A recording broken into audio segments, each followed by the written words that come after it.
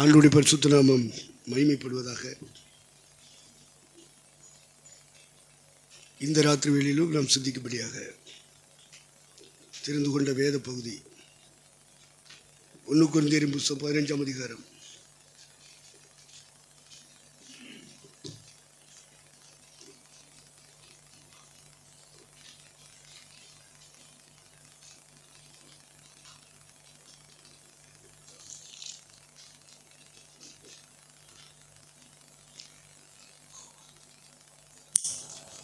(12, 13) வாசிப்போம்.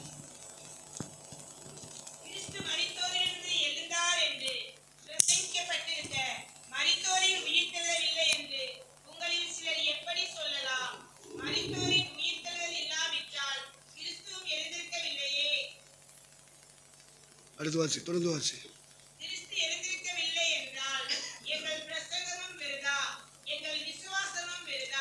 மரித்தோர் உயிர்த்தெழாவிட்டால் தேவன் எழுப்பாத கிறிஸ்துவை அவர் எழுப்பினார் என்று நாங்கள் தேவனை குறித்து சாட்சி சொன்னதினாலே தேவனுக்காக பொய் சாட்சி சொல்லுகிறவர்களாகவும் காணப்படுவோமே.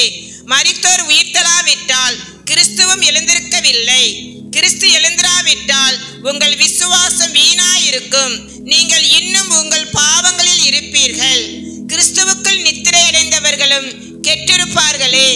இம்மைக்காக மாத்திரம் நாம் கிறிஸ்துவின் மேல் நம்பிக்கையுள்ளவர்களாயிருந்தால் எல்லா மனுஷரை பார்க்கிலும் பரிதபிக்கப்பட்டவர்களாயிருப்போம்.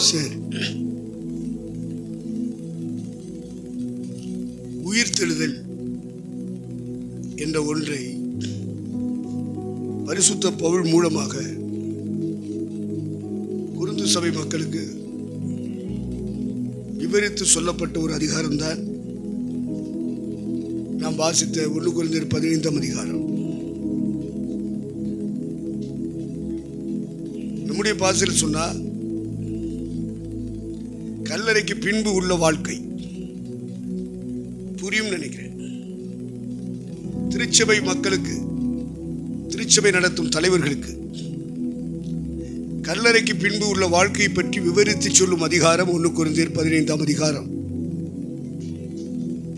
நாம் வாசித்த வசனத்தின் தொடக்கத்தில் இருந்து கடைசியாக 19ஆம் வசனத்தை முடிய நம்ம வாசிக்க கேட்டோம். இம்மைக்காக மாத்திரம் கிறிஸ்து மேல் நம்பிக்கை உள்ளவர்களாக இருந்தார். மற்ற எல்லா மனுஷரை பார்க்கிலும் பரிதபிக்கப்படத்தக்கவர்களாக இருப்போம்.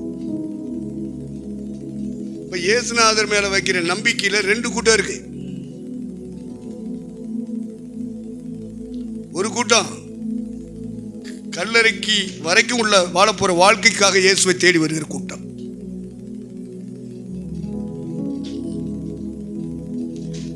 சாகிற வரைக்கும், பூமியில இருக்கிற வரைக்கும் இயேசுநாதர் நமக்கு வேணும், அவர்கிட்ட ஜெபம் பண்ணுவோம், அவர்கிட்ட கஷ்டத்தை சொல்லுவோம், கண்ணீர் வடிப்போம், ஆண்டவர் நம்மளை கைவிட மாட்டார் அப்படிங்கிற ஒரு நம்பிக்கை உள்ள ஒரு கூட்டம்.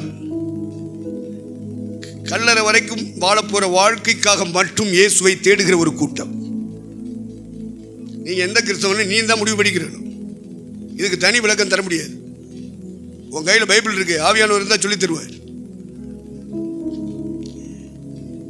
அடுத்த கூட்டம் கல்லறைக்குள்ள போய் வாழ போற ஒரு கூட்டம். அந்த கூட்டம் எப்படி இருக்கும், எப்படி அதனுடைய வாழ்க்கை முடியும் அப்படிங்கிற விவரத்தை விஸ்தரித்து பேசுகிற அதிகாரம் தான் 1 கொரிந்தியர் 15ஆம் அதிகாரம். இதுல தான் நம்ம பிரிக்கணும்.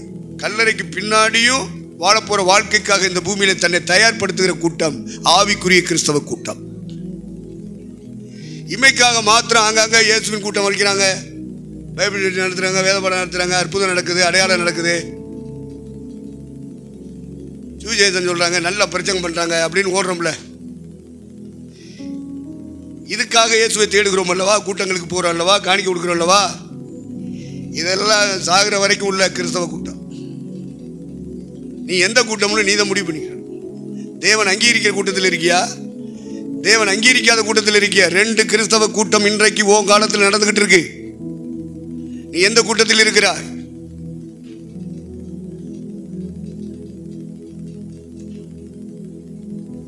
இம்மைக்காக மாத்திரம் சாகிற வரைக்கும் நன்மை கிடைச்சா போதும், இயேசுவானவர் நம்ம கைவிடாம இருந்தா போதும்னு தேடுற ஒரு கூட்டம் இருக்கு. அப்படிப்பட்ட கிறிஸ்தவ திருச்சபைகள் நிராகரிக்கப்படும். அந்த திருச்சபையில் அங்க வகிக்கிற விசுவாச பிள்ளைகள் நிராகரிக்கப்படுவார்கள். நீங்க எந்த கூட்டங்கிறத இந்த கூட்டத்தில் முடிவு பண்ணிட்டு போ. அடிக்கடி பரிசுத்தான உன்னோட பேச மாட்டேன். உனக்குள்ள இருப்பது பரிசுத்தாவியானவரானால் அவர் உன்னை நடத்துவார். அப்ப இப்படி சொல்லிக் கொடுப்பார் ஆவியானவர். நீ எந்த கூட்டங்கிறத முடிவெடுன்னு சொல்லுவார். அங்க டிசிஷன் எடுக்க வேண்டிய பொறுப்பு உன் கையில் என் கையில் தான் இருக்கு. நம்ம எந்த கூட்டத்தில் வாழ்ந்துட்டு இருக்கோம்? கல்லறை வரைக்கும் வாழுகிற கிறிஸ்தவ கூட்டம் ஒரு கூட்டம் இருக்க, அந்த கூட்டத்தில் இருக்கியா? ஏன்னா அந்த கூட்டத்தில் இருக்கிறவங்க வந்து ஜெபம் பண்ண வருவாங்க, ஜெப கூட்டங்களுக்கு வருவாங்க, பிரசங்க வருவாங்க, சுஜ கூட்டத்துக்கு வருவாங்க, பாட்டு ஆராயணெல்லாம் செய்வாங்க. புரிந்து கொள்ள வேண்டுமானால் கத்தோலிக்க மார்க்கத்தை பார்த்துக்க, சிஎஸ் மார்க்கத்தை பார்த்துக்க.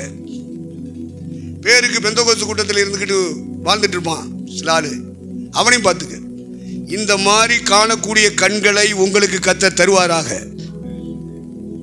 கண் இல்லாத குருடனும் குருடியுமா இருக்கிற கிறிஸ்தவ கூட்டத்துக்குள்ள உட்காந்துருந்தீங்க நம்மளால கண்டுபிடிக்க முடியாது. எல்லாம் ஒண்ணுதானே, எல்லாரும் இயேசுவை தானே சொல்றாங்க, எல்லாரும் இயேசுவை தானே பாடுறாங்க. அப்ப நீ குருடி. வேத வாக்கியங்களை பார்க்கும்படிக்கு மனதை திறந்தார் என்று பகலிலே தியானித்தோம். உன் கையில் இருக்கிற பைபிளில் உள்ள வசனங்களை புரிந்து கொள்ளும்படியாக உன் மேல் இருக்கிற பரிசுத்த ஆவியானவர் ஒரு கண்களை திறக்கணும். கண் திறக்கப்படாத கிறிஸ்தவன் எல்லாம் ஒண்ணுன்னு பேசிட்டு இருப்பான். எல்லாம் ஒண்ணு கிடையாது. இது வேற கூட்டம், இது வேற கூட்டம். இம்மைக்காக மாத்திரம் 19 வசனம் தெளிவா பேசுது. இம்மைக்காக மாத்திரம் பாத்தீங்க. திரும்ப நாம் கிறிஸ்துவின் மேல் நம்பிக்கை உள்ளவர்களாய் இருந்தால் எல்லா மனுஷரை பார்க்கிலும் பரிதபிக்கப்படத்தக்கவர்களாய் இருப்போம். பாருங்க, கிறிஸ்தவ கூட்டத்தில் பரிதாபத்துக்குரிய கூட்டம் யாரு? பரிதபிக்கப்படத்தக்கவராக இருப்போம் பவுலுக்கு சொல்றாரு ஒரு கூட்டம். அது எந்த கூட்டம்? பேருக்கு கிறிஸ்தவ பேரை வச்சுக்கிட்டு கிறிஸ்தவன் சொல்லிக்கிட்டு சர்ச்சுக்கு போய்கிட்டு பைபிள் படிச்சுக்கிட்டு அல்லேலூயா சொல்லிக்கிட்டு எல்லாம் தேவனால் நிராகரிக்கப்படுகிற கூட்டத்தில் போய் சேருவான். காரணம், இம்மைக்காக வானத்துக்கு கீழே பூமிக்கு மேலே வாழ்ந்தால் போதும் என்று ஓடுகிற கிறிஸ்தவ கூட்டம். ஏசுநாரை நம்புவாங்க,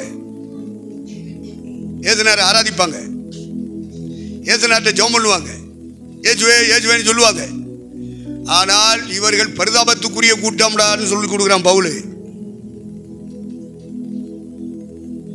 நீங்க அப்படிப்பட்ட கிறிஸ்தவ கூட்டத்தில் நீங்க இருக்கக்கூடாது, வெளியே வரணும். லாசருவே வெளியே வா அப்படின்னு கூப்பிட்டாரா? அவன் வந்தானா? அப்படி ராத்திரியில் இப்போ வரணும்ல நீங்க. நம்ம இந்த கூட்டத்தில் இருக்கோம், இனிமேல் இங்கே இருக்கக்கூடாதுல, ஜம்ப் பண்ணி இந்த கூட்டத்துக்கு போயிடணும். கல்லறைக்கு பின்னாடியும் தொடரக்கூடிய அந்த நித்திய ஜீவ வாழ்க்கைக்குள்ள நீங்க ஜம்ப் பண்ணி வந்து இந்த கூட்டத்தில் இந்த கூட்டத்துக்குள்ள வந்துடணும். பரிதாபத்துக்குரிய கூட்டத்தில் நீங்க இருக்கக்கூடாது. அந்த நம்பிக்கை தொடரக்கூடாது. ஜீவாதிபதியின் மேல வைக்கிற நம்பிக்கை கல்லறைக்கு பின்னாடியும் தரக்கூடிய வாழ்க்கைக்குரிய நம்பிக்கையை பெற்றவளா இருக்கணும். உங்கள் இருதயங்களிலே விதைக்கப்படுகிற நம்பிக்கை ஜீவன் உள்ள நம்பிக்கையா இருக்க வேண்டும். செத்த நம்பிக்கைகளாக இருக்கக்கூடாது, மூட நம்பிக்கைகளாக இருக்கக்கூடாது. கிறிஸ்தவர்கள் தான் செத்த நம்பிக்கைக்குள்ள சில கிறிஸ்தவம் இருக்கான், மூட நம்பிக்கைக்குள்ள சில கிறிஸ்தவம் இருக்கான். நீங்க ஜீவனுள்ள நம்பிக்கை, இந்த நம்பிக்கை பரலோகத்தில் தேவன்கிட்ட கொண்டு போய் சேர்க்கிற வரைக்கும் உனக்குள்ள இருக்கும். அது மரித்தாலும் பிழைத்திருந்தாலும் நம்பிக்கை ஒன்றாக இருக்கும். அதனால நீ உங்க கண்ணை திறந்து பாருங்க. இது மூட நம்பிக்கைக்குள்ள கிறிஸ்தவ கூட்டம்.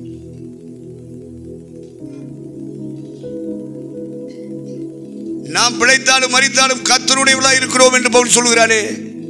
இந்த உலகத்தில் வாழ்ந்தாலும் இந்த உலகத்தை விட்டு நாம் மறைந்தாலும் கர்த்தருடையவர்களாக இருக்கிறோம். நாம் இந்த பூமியில மட்டுமல்ல கிறிஸ்தவன்,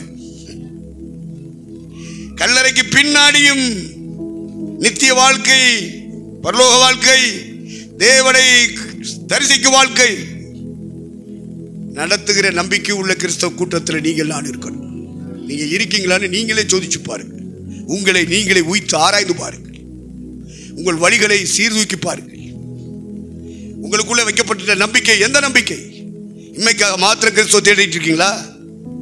அதுக்காக சபைக்கு போறீங்களா? அதுக்காக ஜெப கூட்டங்களுக்கு போறீங்களா? அதுக்காக பயன்படுத்திட்டு இருக்கீங்களா? அப்படி கூட்டம் இருக்கு.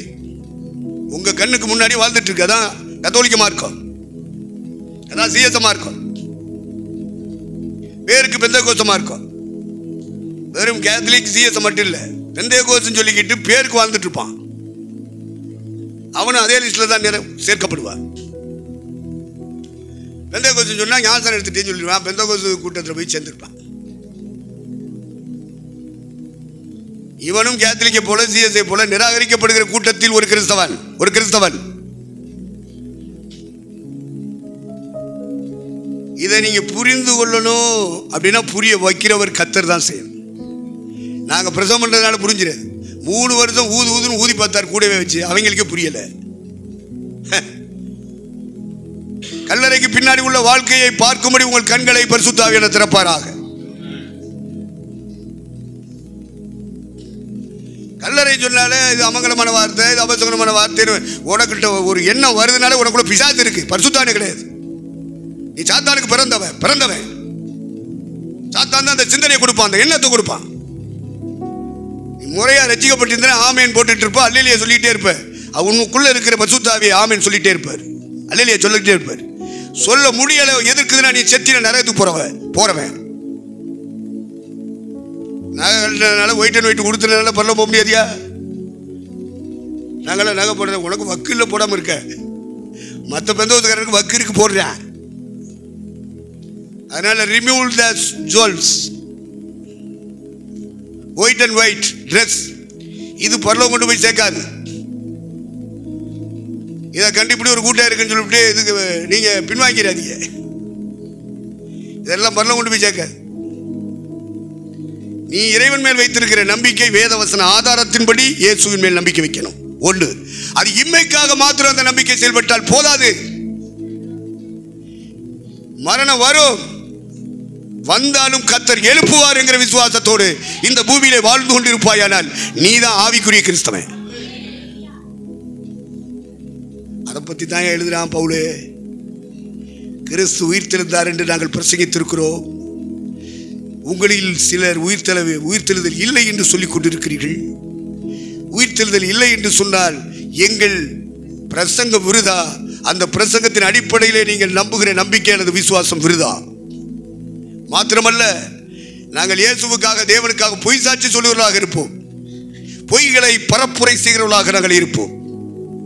தேவனுக்காக பொய் சாட்சிகளாக இருக்கிறோம் என்று சொல்ல வேண்டியது வருமே.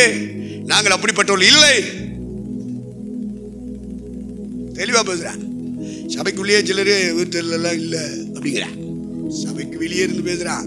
சதுசேய கூட்டம், உயிர்த்தெழுதல் இல்லை என்று சொல்லுகிற கூட்டம், அது சபைக்கு வெளியே இருக்கு.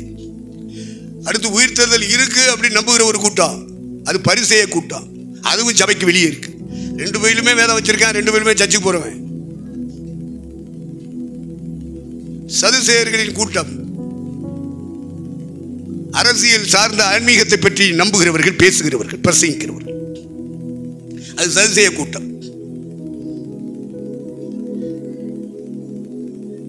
தேவன் இருக்கிறார், தேவலோகம் இருக்கிறது, தேவ தூதர்கள் இருக்கிறார்கள், உயிர்த்தெழுதல் இருக்கிறது என்று நம்புகிற கூட்டம் பரிசேய கூட்டம். ஆனா இவங்க எல்லாம் சபைக்கு வெளியே கிடக்க.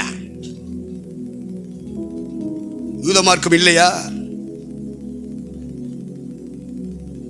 கிறிஸ்தவ மார்க்கம் இல்லையா? கிறிஸ்தவ மார்க்கம் துவங்கின பிறகு 600 ஆண்டுகளுக்கு பின்னாடி வந்து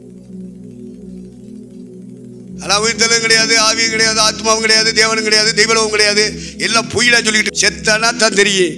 அப்படி ஒன்று இருக்குடான்னு சொல்லி அவன் சாகட்டு அப்புறம் தெரியும். பெரிய கொள்கைவாதி, பெரிய பகுத்தறிவாதிகளா? யாரா பகுத்தறிவாதி? இல்லைன்னு சொல்றவனா கிறுக்கு போயிலுங்க. தத்துவத்தை நம்புகிறவர்கள் கிறுக்கர்கள், பைத்தியக்காரர்கள். அந்த பைத்தியக்காரர்களை வெட்கப்படுத்துவதற்காக பரிசுத்த ஆவியானவர் இந்த பூமியிலே சிலரை தெரிந்தெடுத்து நிரப்புகிறார். தேவ ஞானம் உள்ளவர்களாக நிரப்புகிறார். இந்த உலகத்திலே ஞானம் உள்ளவர்கள், ஞான கொள்கை உள்ளவர்கள், தத்துவ சாஸ்திரிகள் என்று சொல்லுகிற கூட்டத்தை வெட்கப்படுத்துவதற்காகவே பைத்தியங்களாய் அவர்களால் எண்ணப்படுகிற ஒரு கூட்டத்தை ரட்சித்து ஸ்நானப்படுத்தி அபிஷேகத்து பரிசுத்தாவினால் நிரப்பி ஞானத்தினால் நிரப்பி அவர்களை ஞானிகளை வெட்கப்படுத்தும்படி பைத்தியமானவர்களை தெரிந்து கொண்டார். பலமுள்ளவர்கள், ஜாம்பவான்கள் இந்த உலகத்தில் உங்க கண்ணுக்கு முன்னாடி வாழ்றான் பாரு, அவனெல்லாம் வெட்கப்படுத்துவதற்காக பலவீன பாண்டங்களாகி உங்களையும் என்னைக்கும் பரலோகம் தேர்ந்தெடுக்கிறது. பலமுள்ளவைகளை வெட்கப்படுத்தும்படி பலவீனமானவர்களை தெரிந்து கொண்டார். ஞானிகளை வெட்கப்படுத்தும்படி பைத்தியமானவர்களை தெரிந்து கொண்டார். அவங்க பார்வையில் பைத்தியம். இல்லாதவர்கள், சமுதாய உணர்வுகளினால் இழிவாக எண்ணப்பட்டவர்கள், வாழ்க்கையிலே பணம் இல்லை, காசு இல்லை, வீடு இல்லை, வாசல் இல்லை, சரியான வேலை இல்லை, சரியான வருமானம் இல்லை, இல்லை இல்லை இல்லை சாகிற வரைக்கும் சொல்லிட்டே இருப்பேன். இல்லாதவர்களை தெரிந்து கொள்கிற ஒரு தேவன் இருக்கிறார். அவர்தான் அகிலாண்டத்தை படைத்தவர். அவர்தான் இயேசு என்று நாங்கள் பிரசங்கித்துக் கொண்டிருக்கிறோம்.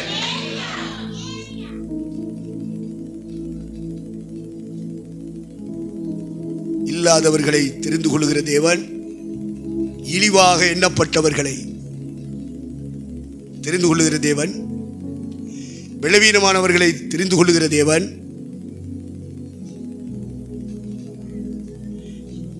இப்படி ஆண்டவர் தேர்ந்தெடுத்து அவர் சபைக்குள்ள கொண்டு வர்றார்.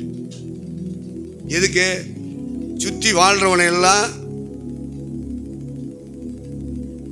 சாட்சியா திருப்பி அவனை உள்ள கொண்டு வரணும்னா நம்ம அந்த இடத்துல சாட்சியா நிற்கணும். நாங்கள்லாம் இப்படி தான் வாழ்ந்தோம், ஆனால் ஆண்டவர் இயேசு எங்களை இப்படி மாற்றிருக்காருன்னு சொல்லணும். அதான் சாட்சி. ஏதுதான் தெய்வங்கிறதுக்கு நீ சொல்லணும் இல்லை அவசியம். இயேசு எங்கள் வாழ்க்கை இப்படி இருந்தது, இப்படி மாற்றினார் என்று சொல்வதற்கு நீ சாட்சியா இருக்கணும். ஏதுதான் தெய்வம்னு உலகப்புறம் சொல்லிட்டு இருக்காரு, நீ என்ன சொல்ல வேண்டியிருக்கு அவசியம்? ஏசு தெய்வம் நீ ஏன் சொல்லு? நீ பிறக்கிறதுக்கு முன்னாடியே ஏசு தெய்வம்னு உலகப்புறம் சொல்லிட்டான், நீ என்ன சொல்லணும்?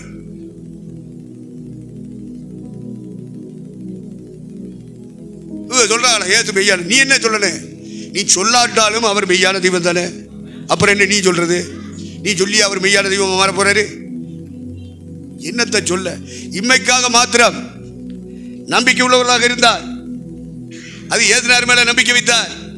மற்ற எல்லா மனுஷரை பார்க்கலும், யூதர்களை பார்க்கலும், இஸ்லாமியர்களை பார்க்கலும், பெரும்பான்மையான மக்கள் 140 கோடி இந்திய தேசத்தை நிரப்பி வாழ்ந்து கொண்டிருக்கிறதே, அவர்களை பார்க்கலும், கம்யூனிஸ்ட்காரர்களை பார்க்கலும், தீக்காக்காரர்களை பார்க்கலும், இந்த கிறிஸ்தவ கூட்டம் பரிதாபத்துக்குரிய கூட்டமா முடியும். நீ அப்படிப்பட்ட கிறிஸ்தவனா வாழ விரும்புறியா? நீ எப்படிப்பட்ட கிறிஸ்தவனா வாழ விரும்புற? அதுக்கு தான் 1 கொரிந்தியர் அதிகாரம் 15 அதிகாரம் 1 கொரிந்தியர் 15 அதிகாரத்தை நம்ம இப்ப தியானிச்சுட்டு இருக்கோம். இந்த கேள்வியை கேட்கிறார் பரிசுத்த ஆவியானவர். கேட்கிறது மனுஷன் அல்ல, பவுல் அல்ல, பவுலுக்குள்ள இருந்த பரிசுத்த ஆவியானவர்.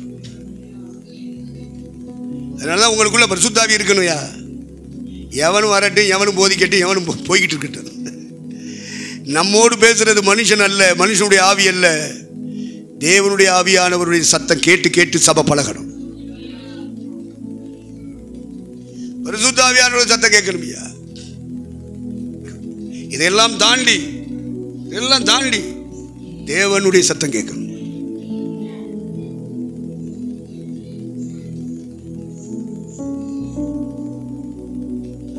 பரிசுத்த ஆவியானவருடைய சத்தம் கேட்கிற ஒரு கூட்டம் இந்த பூமியில வாழ்ந்துட்டு இருக்கு. அதுதாயா மீட்கப்பட்ட கூட்டம், ரட்சிக்கப்பட்ட கூட்டம், பரிசுத்த ஆவியின் அபிஷேகத்தினால் நிரப்பப்பட்ட கூட்டம். இவங்க காதுக்கு தாயா கர்த்தருடைய சத்த ரீங்காரம் கேட்கும். அசீரிய சப்தமா இருக்கும். அது இறைவனுடைய குரலை கேட்கணும்னா நீ ரட்சிக்கப்பட்டிருக்கணும், ஸ்நானம் எடுத்திருக்கணும், பரிசுத்த ஆவியில் நிரப்பப்பட்டிருக்கணும், வேத வாக்கியங்களை அறிந்திருக்கணும். அப்பதான் தேவ சத்தம் கேட்க முடியும். இல்லைன்னா மனுஷ சத்தம் தான் கேட்கும். இறை சத்தம் கேட்க வேண்டும். அது திருச்சபைக்குள்ள கொண்டு வரப்பட்ட பலவீனவர்கள், இழிவானவர்கள், இல்லாதவர்கள், பைத்தியமாக எண்ணப்பட்டவர்கள், இவங்களெல்லாம் கொண்டு வந்து ரட்சித்து ஸ்நானப்படுத்தி அபிஷேகித்து சபைக்குள்ளாக்கி அவங்களை ஆராதனைக்குள்ள நடத்தி அவங்கள ஆவிக்குரிய கிறிஸ்தவங்களா மாத்திட்டே இருக்காரு. பேர் கிறிஸ்தவங்களா இருந்தவங்களெல்லாம் ஆவிக்குரிய கிறிஸ்தவங்களா மாத்துறாரு. கத்தோலிக்க கிறிஸ்தவனா இருந்தவங்களெல்லாம் ஆவிக்குரிய கிறிஸ்தவனா மாத்துறாரு. சிஎஸ்ஐ கிறிஸ்தவனை ஆவிக்குரிய கிறிஸ்தவனா மாத்துறாரு. பெந்தகோஸ்திலேயே அவங்க அப்பா அம்மா ரட்சிக்கப்பட்டிருப்பாங்க. அதனால பிள்ளைகளும் பிறந்து வளர்ந்து அதுக்கு வாலி பிள்ளையில வரும். அவனுக்குள்ள ரட்சிப்பு இருக்காது, ஸ்நானம் இருக்காது, அபிஷேகம் இருக்காது, அந்நிய பாஷை இருக்காது. அப்படிப்பட்டவனை தான் பெந்தகோஸ்து கிறிஸ்தவன் சொல்றது. அவன் பெந்தகோஸ்திலே பிறந்து வந்திருப்பான், ஆனால் ரட்சிப்பு இருக்காது. சண்டே கிளாஸ் கீழே வந்து வசனம் சொல்லியிருப்பான். அவன் பிறந்தலேருந்து சபைக்குள்ளே அவங்க அப்பா அம்மா கொண்டாந்து வச்சுருப்பாங்க. எல்லா ஜோக்கூட்டத்திலையும் இருப்பான். அந்த பழக்க தோஷத்தில் பெந்தகோஸ்துக்குள்ளேயும் இருப்பான்.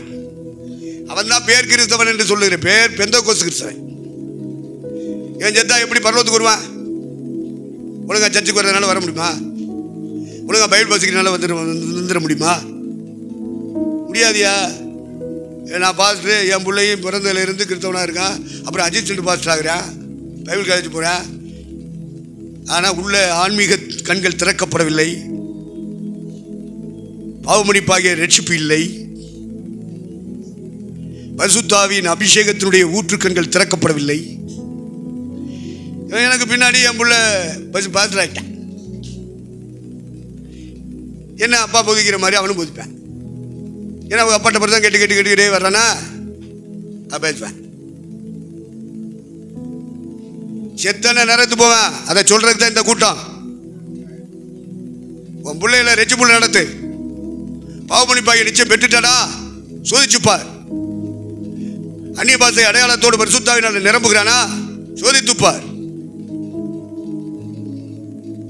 நீங்கள் உங்கள் வழிகளை ஆராய்ந்து பாருங்கள், சோதித்து பாருங்கள்.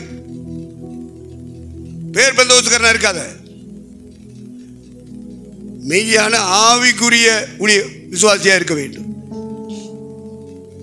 பரிசுத்தாவினாலே மறுபடி பிறந்த கூட்டமா இருக்கணும். பெந்தகோஸ்து தாய் தகப்பனுக்கு பிறந்ததுனால அவங்க எல்லாம் பரலோகம் வந்துருவாங்கன்னு எந்த வேதத்தில் இருக்கு? எங்க எழுதி இருக்கு? வஞ்சிக்கப்படாதிருங்கள். அநேகர் வஞ்சிக்கப்பட்டு போனா நீங்க ஏமாறக்கூடாது. சாசு ஏமாத்துகிறவன். ஆதாம் ஏவாள் ஏமாற்றப்பட்டார்கள். அதற்கு பேர் தான் வஞ்சகம். நானும் ஆண்டவருடைய பிள்ளை தான், நானும் ஏசுநாதனை தான் கூப்பிடுறேன், நானும் இந்த செத்தா பரலோகம் போயிடுவேன். அப்படிப்பட்ட போலித்தனமான நம்பிக்கைக்குள்ள போகாத. ரட்சிக்கப்பட்டியான்னு பாரு. பாவ மன்னிப்பு நிச்சயம் உனக்குள்ள இருக்கா? பரிசுத்த ஆவியின் அபிஷேகம் மேல இறங்குதா? மனம் திரும்பி இருக்கியா? இதெல்லாம் ஜோதிச்சு பாரு. இதெல்லாம் ஒன்றும் இல்லாமல் பெந்தகோஸ்து கூட்டத்தில் இருக்க அப்படிங்கிற நம்பிக்கை பிசாசு தந்த நம்பிக்கை. பரிசுத்த ஆவியானவர் அப்படிப்பட்ட நம்பிக்கை தரமாட்டார். மனம் திரும்பி என்னையான்னு கேட்பார், மறுபடி பிறந்தியான்னு கேட்பார். பாவங்களை அறிக்கையிட்டு மன்னிப்பு முழு நிச்சயம் உனக்கு இருக்கா? ஏதனாரியா பாவத்தெல்லாம் மன்னிச்சுட்டாரியா எந்திரிச்சு விட்டாலும் சொல்ல முடியுமா? வீடு வீடா சொல்லுவியா? கிராம கிராமமா சொல்லுவியா? பட்டணம் பட்டணமா சொல்லுவியா? சொல்ல உனக்கு தில்லு இருக்குமானால் நீ மறுபடி பிறந்த கிறிஸ்தவன்.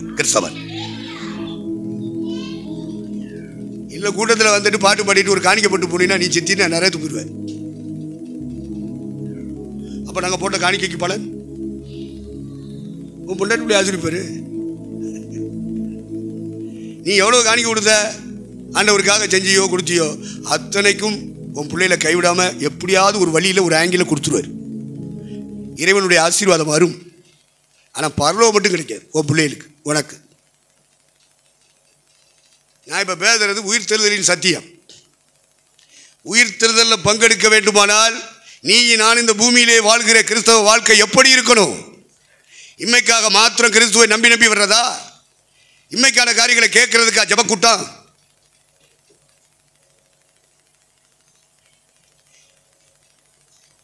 கல்லறைக்கு பின்னாடி வாழ போகிற வாழ்க்கைக்கு நம்மை தயார்படுத்தணும். அதுக்கு தயார் திருச்சபை நம்ம ஆயத்தப்படுத்தணும்.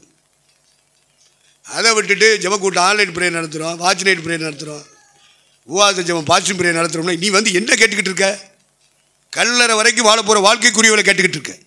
கல்லறைக்கு பின்னாடி வாழ போகிற வாழ்க்கை குறித்து ஒரு ஜப குறிப்பு வாயிலிருந்து வருதா? அதை வச்சா நீ புரிஞ்சுக்க. நீ பூமிக்குரிய கிறிஸ்தவன். பூமியில் உள்ளவைகளை அல்ல, மேலானவைகளை தேடுங்கள். அப்ப மேலானது என்னதியா? கிறிஸ்து தேவனுடைய வலது பாரசத்தில் வீற்றிருக்கிறாரே அந்த இடத்தை தேடு. அவர் இருக்கிற சிங்காசனத்தை தேடு.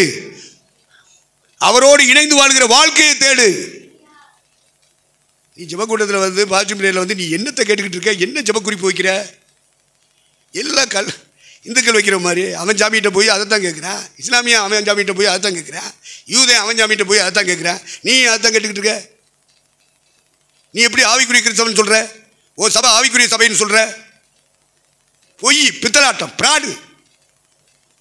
மனம் திரும்ப வேண்டிய நேரம் வருகிறது. கர்த்தர் எச்சரிக்கிறார், உணர்ந்து மனம் திரும்புவாய், நீ பிழைப்பாய். மனம் திரும்பினால் நீ பிழைக்கவே பிழைப்பாய். இல்ல போற பாதையிலேயே நீ தொடர்ந்து போவேன்னு சொன்னா அதனுடைய முடிவை நீ அறுவடை செய்வாய். இந்த இரவு நேரம் இறைவன் இயேசுவுக்கு நேராக மனம் திரும்ப வேண்டிய நேரம். மனம் திரும்பாத கிறிஸ்தவன் ஒரு நாளும் பரலோகத்துக்குள் பிரவேசிக்க மாட்டான். மனம் திரும்புதெல்லாம் இல்லையா? பாவ வாழ்க்கை வாழ்ந்து கொண்டிருந்தால் பாவ வாழ்க்கையை விட்டு பரிசுத்த வாழ்க்கைக்கு நேரம் திரும்பணும். அதான் மனம் திரும்புதல் ஒன்று. அடுத்து பாவ உபதேசம். ஒவ்வொரு திருச்சபைகளிலேயும் ஒரு உபதேசம் வச்சிருக்கான். அதில் வெளிப்படுத்துகிற விசேஷம் நீங்கள் 2ஆம் அதிகாரம் 3ஆம் அதிகாரம் வீட்டில் போய் வாசிங்க. அங்கே சொல்லியிருப்பாங்க நிக்கோலா மதஸ்தருடைய போதகம். தியத்தீரா சபையை நடத்துகிற ஒரு லேடி ப்ராஃபட், அந்த தீர்க்கதரிசியினுடைய போதகம். பாலாக்கு என்பவனுக்கு போதனை செய்த பீலையாமுடைய போதகம். இதெல்லாம் அறியும்படி உங்கள் கண்களை கர்த்தர் தான் திறக்கணும். என்ன கூட்டம் நடத்திட்டு இருக்க? நீ என்ன சொல்லிக் கொடுக்குற? நீ என்ன விசுவாசிக்கிற? முதல்ல அதை நீ சோதிக்கணுமா இல்லையா? என்னத்தை பேசுகிறோம், என்னத்தை நம்புகிறோம்? நம்ம ஏசுன்னு சொல்கிறோமே, செத்தா பரலோகம் போமா, ஆண்டவர் எழுப்பிடுவாரா? என்னைக்காவது சிந்திச்சிருக்கியா? அதுக்காக என்னைக்காவது ஜெபம் பண்ணியிருக்கியா? இம்மைக்காக மாத்திரம் கிறிஸ்துவை தேடி வருகிற கிறிஸ்தவ கூட்டம். அதுலேருந்து நீ வெளியே வரணும். அதுக்கு தான் ஸ்பெஷல் மீட்டிங். இந்த ராத்திரி வேளையிலே ஆளும் பரிசுத்த ஆவியானவர் உன் கண்களை திறக்கட்டும். எருசலேமை பார்த்து இயேசு கண்ணீர் விட்டார்.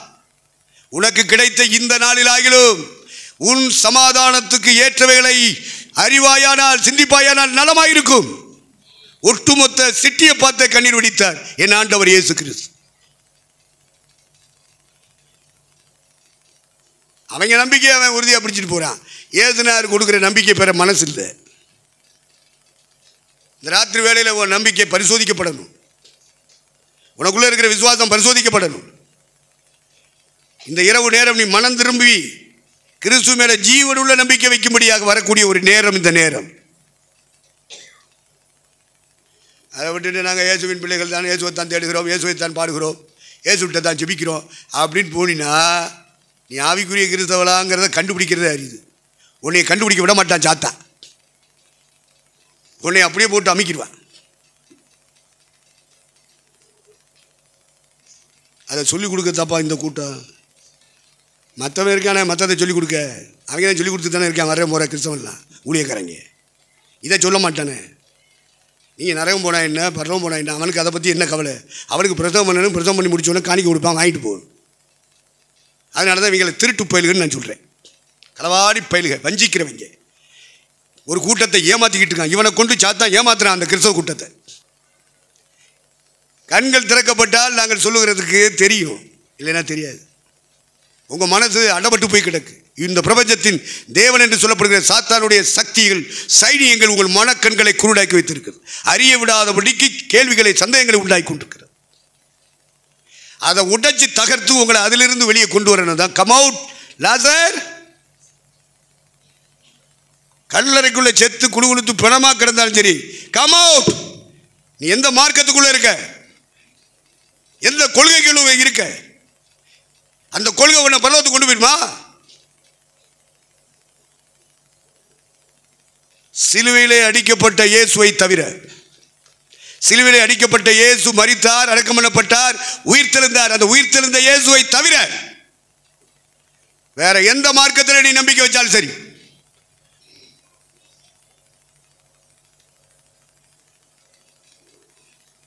நீ தேவனுடைய ராஜ்யத்துக்குள்ள பிரவேசிப்பது அரிது. பரலோகம் போகிறதுக்காக தாப்பா பிரசங்கமே பண்ணணும். அதை விட்டுவிட்டு என்ன பிரசங்கம் பண்ணுறேன் வர்ற போகிறேன் என்னத்தையோ சொல்கிறாங்க. இதுகளும் மூசுன்னு அழுதுட்டு நம்மளோட கர்த்தர் பேசிட்டாரு. என்ன பேசிட்டாரு? இந்த உலக பிரகாரமான காரியங்களை அந்த வந்த ஊழியக்காரன் சொல்லியிருப்பேன். உடனே கர்த்தர் என்கிட்ட பேசிட்டாரு. பிசாசு மவனே, பிசாசு மவனே, அதல்ல கர்த்தர் பேசுறது. கர்த்தர் உன்னை உயிர்த்தெழுதலுக்கு தகுதியாகும்படி பேசுவார். உன்னை பரிசுத்தம் அடையும்படியாக பேசுவார். உன்னை பரலோக ராஜ்யத்துக்குள்ள பிரவேசிக்கும்படியாக பேசுவார். இனி வரப்போகிற உலகத்திற்கு உன்னை ஆயத்தப்படுத்தும்படி பேசுவார். அதான் பரிசுத்தாரி பேசுறது. இதையாவது பகுத்தறிஞ்சிக்க. ஆவிக்குரிய நிலைகளை சுட்டி காண்பிக்கிறவர் பரிசுத்த ஆவியானவர். இன்மைக்காக மாத்திரம் கூட்டங்களில் வந்து பங்கெடுத்துக்கிட்டு மூசுன்னு அழுதுட்டு போகிறவங்கள பார்த்தோன்னே, ஸ்ரீயே நீ ஏன் கண்ணீர் வடிக்கிறாய்? உன் கண்ணீரை துடைப்பார். உன்னை ஆதரப்படுத்த இன்னும் மூசுன்னு ஆடுவா. கர்த்தர் பேசிட்டார். அது சாத்தானுடைய வஞ்சகம் என்பது எங்களுக்கு தெரியும்.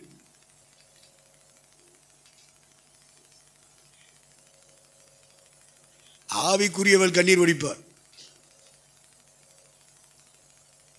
அதான் மக்தலின் மேரி கல்லறையில் போய் நின்று அழுதுகிட்டு இருக்காயா? அவன் புருஷன் பிள்ளைகளுக்காக அழுதுகிட்டு இருந்தா? இல்லை எங்களுக்கு வருமானம் ஒழுங்காக வரலை, எங்களுக்கு வட்டி வந்துருச்சு, கடன் வந்துருச்சு, நான் போய் அழுதுகிட்டு இருந்தா? எதுக்கு அழுதா? ஸ்ரீயை யாரை தேடுகிறாய்? ஏன் அழுகிறாய்? அவளுக்கு இயேசுவை பார்க்கணும். கையை வைத்து தலையிலே சொல்லுங்க ஐயா.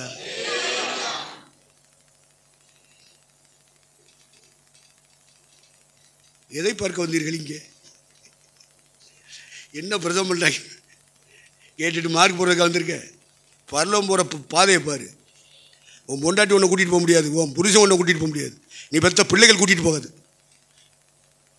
உயிர் தெழுந்த கிறிஸ்து தான் உன்னை கூட்டிகிட்டு போக முடியும். உயிர் தெழுந்தவர் தான் வரப்போகிறார். வந்தால் செத்து கிடந்தீங்கன்னா உன்னை உயிரோட எழுப்பி கூட்டிகிட்டு போவார். சாகாமல் இருந்தீங்கன்னா உன் சரீரத்தை மறுவப்படுத்தி எடுத்துகிட்டு போவார். அழிவுள்ளதாகி இது அழியாமையையும் சாவுக்கு ஏதுவான இது சாவாமையும் தரித்து கொள்ளுகிற ஒரு நாள் வருகிறது. அந்த நாளுக்கென்று சபையை ஆயத்தப்படுத்துகிற வேலைதாயா எங்க வேலை, எங்க ஊழியா? ரட்சித்து ஸ்நானப்படுத்தி அபிஷேகத்தை உன்னை நடுத்தருவில் விட்டுட்டு போறதில்லை, கொண்டு போய் அவர்கிட்ட சேர்க்கணும். அதுக்கு தான் நாங்கள் வாழ்ந்துட்டு இருக்கோம் இந்த பூமியில். அதை புரிந்து கொள்ள வேண்டும். புரியும்படி கர்த்தர் உங்கள் மனக்கண்களை திறப்பாராக.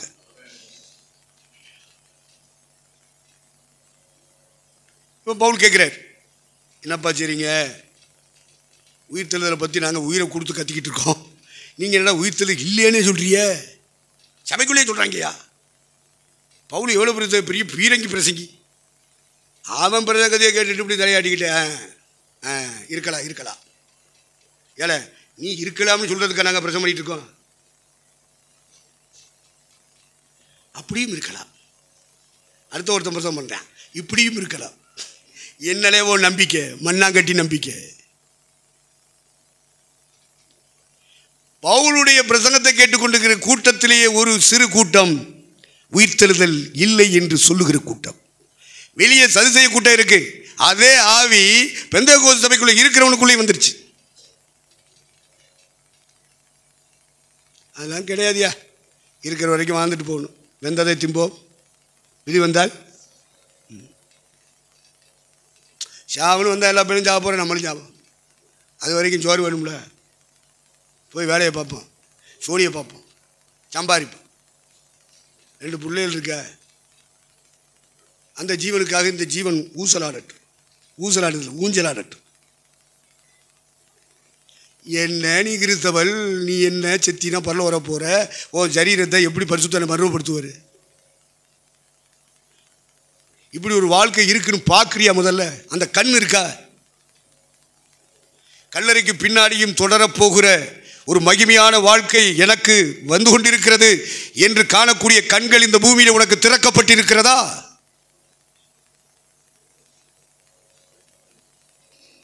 கூடனா வந்து சபையில் பங்கெடுத்துட்டு, கூடனா உட்காந்து பாட்டு பாடிட்டு, கூடனா உட்காந்து பாட்டு கேட்டுட்டு, கூடனா உட்காந்து பிரசங்கம் கேட்டுட்டு, வரிசையில் நின்று கூடனு கூடி காணிக்க போட்டுட்டு,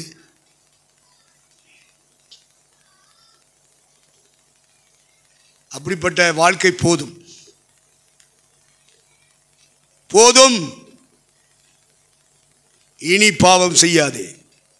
மனம் திரும்புதல் என்றால் பாவங்களை விட்டு விலகி பரிசுத்த வாழ்க்கைக்குள் வருதல். இரண்டாவது, மனம் திரும்புதல் என்றால் பாவ உபதேசங்கள் போதிக்கப்பட்டு வந்து கொண்டே இருக்கிறது. அந்த உபதேசத்தை கேட்குறவங்க அதுபடியே நம்பிக்கை வைக்கிறாங்க. இந்த பாவ உபதேசங்களை விட்டு மனம் திரும்பி பரிசுத்தத்துக்குள்ளே நடத்துகிற உபதேசங்களை, வசனங்களை நீங்கள் கேட்டு பழகணும். நம்பர் 2, மனம் திரும்புதல் என்றால் என்ன அப்படின்றதுக்கு நம்பர் 1, நம்பர் 2 சொல்லிட்டேன். பாவிகளை பாவத்தை விட்டு விலகுதல், பாவ உபதேசங்களை விட்டு விலகுதல். நம்பர் 3, பாவ நண்பர்களை விட்டு விலகுதல். உயிரை கொடுப்பேன்னு சொல்லுவா,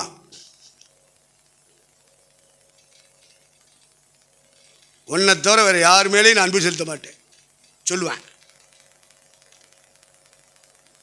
சில விஷயங்களில் உதவியும் செய்வேன். புரிஞ்சுக்க, நான் தான் போயிடுவேன். இயேசுநாதனுடைய உதவியை பெற்று பெற்று வாழணும். மனுஷ உதவியவே நாடி நாடி போய் நீ வாழ்ந்தேன்னு வச்சுக்க, நரகத்துக்கு போயிடுவேன். அப்படித்தான் என் கையில் உள்ள வேதம் சொல்லுது. நம்பர் 3, பாவ நண்பர்கள் இந்த உலகத்தில் உனக்கு உண்டு. தோழர்களும் தோழிகளும் இந்த பூமியிலே உண்டு. நட்பு நாடி வந்தவர்கள், நம்முடைய நட்பை பெற்றவர்கள், நம்முடைய நண்பர்கள் பாவ நண்பர்களாக இருப்பான். அவனுக்குள்ள ரட்சிப்பு இருக்காது, மனம் திரும்புதல் இருக்காது, பாவமன்னிப்பு நிச்சயம் இருக்காது, பரிசுத்தாவின் அபிஷேகம் இருக்காது. அப்படிப்பட்டவங்களை நீ தோழர்களாக வச்சிருக்கியா, தோழியாக வச்சிருக்கியா, நண்பர்களாக வச்சிருக்கியா?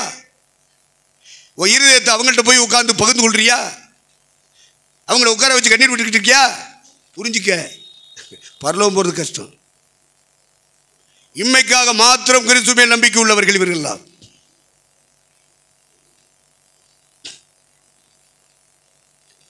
அப்போ மனம் திரும்புதல் என்றால் பாவ வாழ்க்கையிலிருந்து பரிசுத்த வாழ்க்கைக்கு டேட் ஆகிறது. ரெண்டாவது, பாவ உபதேசங்களை சொல்லி நம்பிக்கை உண்டாக்குறான் இல்லையா, கேத்தலிக், சிஎஸ்ஐ, ஒன்லி ஜீசஸ், பிரமிஷன். அவங்க பண்ணுகிற உபதேசத்தினால கிறிஸ்துவின் சாயலை அடைய முடியாது. கிறிஸ்துவின் சாயலை பெற்று வளர்ந்து கொண்டிருக்கிற கிறிஸ்தவர்களுக்காகத்தான் என் ஆண்டவர் இயேசு அவர்களை தேடித்தான் வானத்திலே வெளிப்பட போகிறார். அவங்க சரீரம் தான் மறுரூபப்படுத்தப்படும். அவங்க மரித்திருந்தா தூங்குறவனை தட்டி எழுப்புற மாதிரி கர்த்தர் எழுப்பி பறக்க வைப்பார். அதுக்கு பேர் தான் உயிர்த்தெழுதல். அந்த வாழ்க்கையை பற்றி அல்லவா பேசணும், பிரசங்கம் பண்ணணும். என்னத்தை பேசுறீங்க, என்னத்தை பிரசங்கம் பண்ணிட்டு இருக்கீங்க? உங்க ஜனங்களுக்குள்ள எந்த நம்பிக்கை விதைக்கப்படுகிறது? ஜீவனுள்ள நம்பிக்கை விதைக்க உங்களுக்குள்ள விதைச்சிருங்க ஃபர்ஸ்ட். ரெண்டாவது, மற்றவங்களுக்குள்ளே அந்த நம்பிக்கை விதைச்சிடுங்க. அதை விட்டுட்டு என்னத்தை போட்டு ஜப கூட்டம்னு சொல்லிக்கிட்டு, உபவாச கூட்டம் சொல்லிக்கிட்டு என்ன பண்ணிட்டு இருக்கீங்க? ஆவியானவருடைய சத்தத்தை மக்கள் கேட்கணும்னா வரப்போகிற வாழ்க்கையை பற்றி பேசு, இருக்கிற வாழ்க்கையை பற்றி பேசாத. வரப்போகிற உலகத்தை பற்றி பேசுகிறோமே, இனி வரும் உலகத்தை பற்றி பேசுகிறோமே. பரிசுத்த ஆவியானவர் இனி வர்ற உலகத்தை தான் பேசிட்டு இருப்பாரு. உலக கிறிஸ்தவன், உலக பிரசங்கி உலகத்தை பற்றி தான் பேசுவேன். ஆவிக்குரிய கண்ணீரை வடிப்பாங்க, ஆவிக்குரிய காரியங்களுக்கு வடிப்பாங்க. இல்லை, அன்னார் அழுதாள் மகளே, ஆகார் அழுதாள் மகளே, நீ நாசமாக போவ, என்ன போல அண்ணா நீ நாசமாக போய் சொல்லி நான் படக்குன்னு சொல்லிட்டு போயிடுவேன். நீ என்னை இகழ்ந்தாலும் சரி புகழ்ந்தாலும் சரி, செத்த பரலோகங்கிறதுக்காக அந்த வார்த்தை சொல்லுவேன். என்ன பேசுகிறாங்க இவங்க? புழப்புக்காக பைபிளை தூக்குனவன், பணத்துக்காக பைபிளை தூக்குனவன். நாங்கள் அதுக்காக பைபிளை தூக்குறோம்? புகழ்ச்சியை வாங்கிறதுக்கு நாங்கள் வந்தோம் இல்லையே. எத்துணை அவமானங்கள், எத்துணை நிந்தைகள், எத்துணை சிலுவைகளை தோளில் தூக்கி வச்சாலும் சரி சுமந்துக்கிட்டு போயிட்டு இருக்கிறோம். 45 ஆண்டுகள் கடந்து போய் கொண்டிருக்கிறேன். அத்தனையும் சிலுவை தான். பிறந்ததில் இருந்து சிலுவை சிலுவை சிலுவை என் ஆண்டவர் இயேசுவுக்கு. பிறக்கும் பொழுதே சிலுவை. ஒரு சத்திரம், சத்திரம்னா அந்த காலத்தில் சத்திரம் சொன்னாங்க, இந்த காலத்தில் லாட்ஜும்பான். உறவுகளின் வீடுகளிலே இடமில்லை, கதவடைக்கப்பட்டது. சரி வாடகைக்கு வச்சிருப்பான், அதாவது கிடைக்குமா? இல்லை. ரோட்டில் பெற்று முருகங்களை அடைச்சி போடுற முன்னணை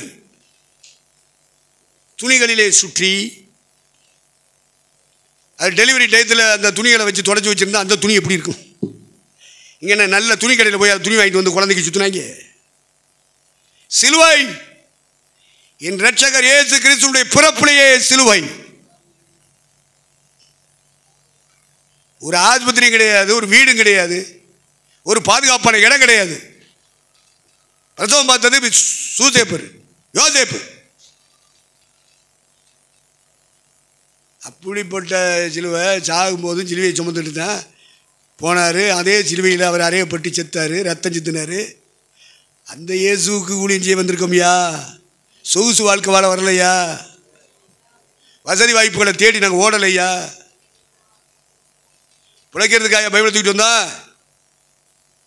இல்லையே. மற்ற கிறிஸ்தவர்களுக்கு எங்களுக்கு வித்தியாசம் இருக்கு. பிலிப்பியர் 2ஆம் அதிகாரத்தில் ஒரு வசனம் இருக்கு, வாசிங்க.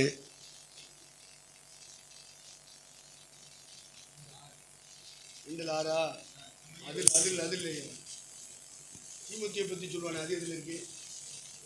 பவுலே பிலிப்பியர் 2ஆம் அதிகாரம் 19ஆம் வசனத்திலிருந்து வாசிங்க. 19ஆம் வசனத்திலிருந்து வாசிங்க. பிலிப்பியர் 2ஆம் அதிகாரம் 19ஆம் வசனத்தில் வாசிங்க. அன்றியும் நானும் உங்கள் செய்திகளை அறிந்து மனர் தேறுதல் அடையும்படிக்கு சீக்கிரமாய் தீமோத்தேயுவை உங்களிடத்தில் அனுப்பலாம் என்று கர்த்தராகிய இயேசுவுக்குள் நம்பியிருக்கிறேன். அதனென்றால் உங்கள் காரியங்களை உண்மையாய் விசாரிக்கிறதற்கு என்னைப் போல மனதுள்ளவன் அவனே அன்றி வேறொருவனும் என்னிடத்தில் இல்லை. மற்றவர்கள் எல்லாரும் நல்ல அண்டர்லைன் பாயிண்ட். மற்றவர்கள் எல்லாரும் ஊழியக்காரங்களை பற்றி பேசிட்டு வர்றார் பிலிப்பு சபை மக்களுக்கு. என்னை போல மனதுள்ளவன் என் கூட இருக்கிற தீமோத்தேயு மட்டும்தான். நிறைய பேர் இருக்கேன் அப்படின்னு பவுல் சொல்கிறார். 25 பேர் இருந்தாங்க. வேதாகம அடிப்படையில் தியானிக்கும் பொழுது பவுலோடு இருந்த ஊழியர்கள் ஒரு 25 பேர். அதில் ஒருத்தர் தீமோத்தேயு சொல்கிறாரு, என்னை போல மனதுள்ளவன் தீமோத்தேயு மட்டும்தான் சொல்லிட்டு அடுத்து சொல்கிறாரு, மற்றவர்கள் எல்லாரும் கிறிஸ்து இயேசுவுக்குரியவைகளை தேடாமல் தங்களுக்குரியவைகளையே தேடுகிறார்கள். அவ்வளவுதான். அது எத்தனை வசனம்? 21ஆவது வசனம். 2:21 அண்டர்லைன் இந்த பாயிண்ட் உங்கள் மனசில் எழுதிக்கிட்டு போங்க. மற்ற எல்லாருங்கிறது விசுவாசிகளை சொல்லலை, ஊழியக்காரங்களை பற்றி சொல்கிறார். வர்றான் பிரச்சனை பண்ணிட்டேன், நல்லா பாட்டு பாடுறாங்க, நல்லா மியூசிக் போடுறாங்க. இந்த பேத்தைகள் முன்னபடி உட்காந்துக்கிட்டு கையை தட்டிக்கிட்டு இருக்கு. கத்தர் பேசிட்டாருன்னு சொல்லுது. இதுங்களுக்கு கத்தர்னா யாருன்னு தெரியாது, அவருடைய சத்தம் எப்படி இருக்கும் தெரியாது. ஆனால் சொல்கிறது கத்தர் பேசிட்டார். அப்படி சொல்ல வைப்பது எங்கள் எதிராளியாகிய பிசாசானவன். இப்போ ஊழியக்காரங்களை நமக்கு வந்து போதிக்கிறவங்களையே ரெண்டாக பிரித்து பார்க்கணும். மற்றவர்கள், மற்ற ஊழியர்கள், தீமோத்தேயுவை தவிர மற்ற ஊழியக்காரர்கள் கிறிஸ்து இயேசுவுக்குரியவைகளை தேடாமல். இப்போ புரிஞ்சுக்கிட்டீங்களா? அவனுடைய எதிர்காலம், அவன் குடும்பத்துடைய எதிர்காலத்துக்காகவே அவன் பிரசவம் பண்ணிட்டு இருப்பான், அவன் பாட்டு பாடிட்டு இருப்பான், அவன் ஜூசேன்னு சொல்லிட்டு இருப்பான். பவுல் அந்த லிஸ்ட் இல்லையே. பவுலோடு இணைந்து நிற்கிற தீமோத்தேயு அந்த லிஸ்டில் இல்லையே. இதெல்லாம் பகுத்தறிய வேண்டாமா? திருச்சபை மக்கள் தங்களுக்குரியவளை தேடுறது. தான் சுகமாக தூங்கணும், தான் சுகமாக சாப்பிடணும், தான் விரும்புகிறபடி உடுத்தணும். நாசமாக போவேன். சிலுவை சுமக்க மனமில்லாதவர்கள் எல்லாம் ஊழியர்களாக காட்சியளிக்கிறார்கள். இப்படிப்பட்டவங்கள்ட்ட எல்லாம் நம்ம பிரசங்கம் கேட்டோம்னா நம்ம எப்படி உருவாக்க முடியும், தேர முடியும், இயேசுநாதருடைய சாயல் அடைய முடியும்? கொஞ்சம் சிந்திக்கணும். உங்கள் கண்களை கத்த திறக்கட்டும். மற்றவர்கள் எல்லாரும் கிறிஸ்து இயேசுவுக்குரியவைகளை தேடாமல் தங்களுக்குரியவைகளையே தேடுகிறார்கள். நாங்கள் இப்படிலாம் பார்ப்போம். எங்கள் கண்ணை கத்த திறந்ததுனால எங்களுக்கு தெரியுது. யாரையும் மட்டம் தட்டதில்லை, யாரையும் அற்பமாயின்றதில்லை. கிறிஸ்து இயேசுவுக்குரியவைகளை தேடுறானா, அதைத்தான் நாங்கள் பார்க்குறோம். அவருக்கு மகிமை உண்டாகும்படி தேடுறானா, அவருடைய பாதையில் நடக்கிறானா, அவருடைய சாயலை அடையும்படி அவன் இந்த உலகத்தில் வாழ்ந்து கொண்டிருக்கிறானா என்று காணத்தக்கதாக எங்கள் கண்களை கர்த்தர் திறந்திருக்கிறதுனால எங்களுக்கு கண்டுபிடிக்க முடியுது. யாரையும் அற்பமாக பேசுறது. ஒரு ஊழியக்காரி வந்தா பார்த்து சொல்ற, என்னையா பிரசங்கத்தில் வறுத்து எடுத்துட்டீங்க, என் மனத்துக்குள்ள ஒடிச்சு கொண்டு பொறிச்சு எடுத்துருக்க. என்ன பைத்தியக்கார கூட்டம். இப்படிப்பட்ட பைத்தியங்கள் இல்லாம ஆண்டவர் தேர்ந்தெடுத்து வச்சிருக்காரு.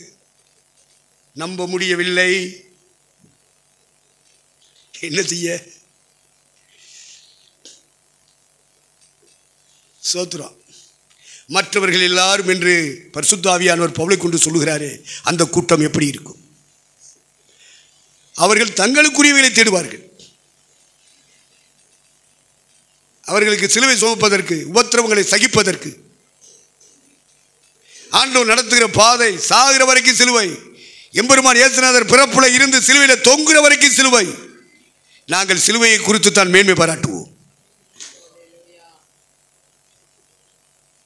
அதனால இந்த உலகத்தில் வாழ்ந்து கொண்டிருக்கிற பெரிய வேதாவிகள், படித்தவர்கள், பட்டம் பெற்றவர்கள், கொள்கைவாதிகள், கட்சித் தலைவர்கள், மத தலைவர்கள், இந்த உலகத்தில் பணம் படைத்தவர்கள், படிப்பு படைத்தவர்கள், அழகு பெற்றவர்கள், இவர்கள் எல்லாருக்கும் மத்தியில் எங்க வாழ்க்கை ஓடிக்கிட்டு இருக்கு. இந்த 21ஆம் நூற்றாண்டில்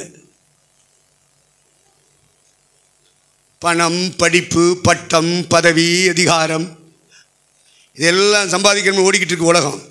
இந்த உலகத்தாரோடு உலகத்தான வாழ விரும்பாம உலகம் எங்களுக்கு சிலுவையில் அறையப்பட்டிருக்கிறது. நாங்களும் உலகத்தின் பார்வையிலே சிலுவையில் அறையப்பட்டிருக்கிறோம். நாங்கள் சிலுவை குறித்து அல்லாமல் வேற ஒன்றையும் குறித்து மேன்மை பாராட்டுவது இல்லை. அந்த அழைப்பு, அந்த அபிஷேகம் உள்ள இருந்து அது வெளிப்படும். எங்கே போனாலும் வெளிப்படும். இந்திய தேசத்தில் எத்தனையோ இடங்களுக்கு நம்ம போகிறோம், மாநிலங்கள் விட்டு மாநிலங்கள். இது மாதிரி தான் பிரதமர் பண்ண விடுறாரு ஆண்டவர்.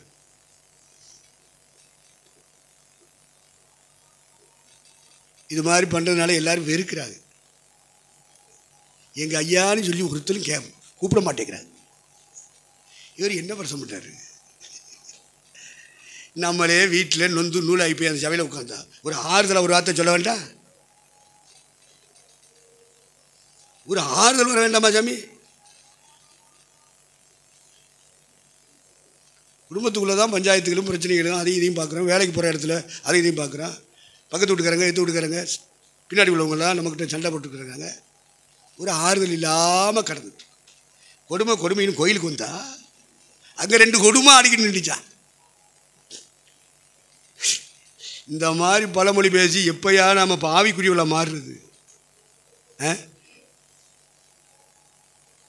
சிலுவைதான் என்பதை திருச்சபை மக்கள் புரிந்திருக்க வேண்டும். இயேசுவை பின்பற்றினால் சிலுவைதான்.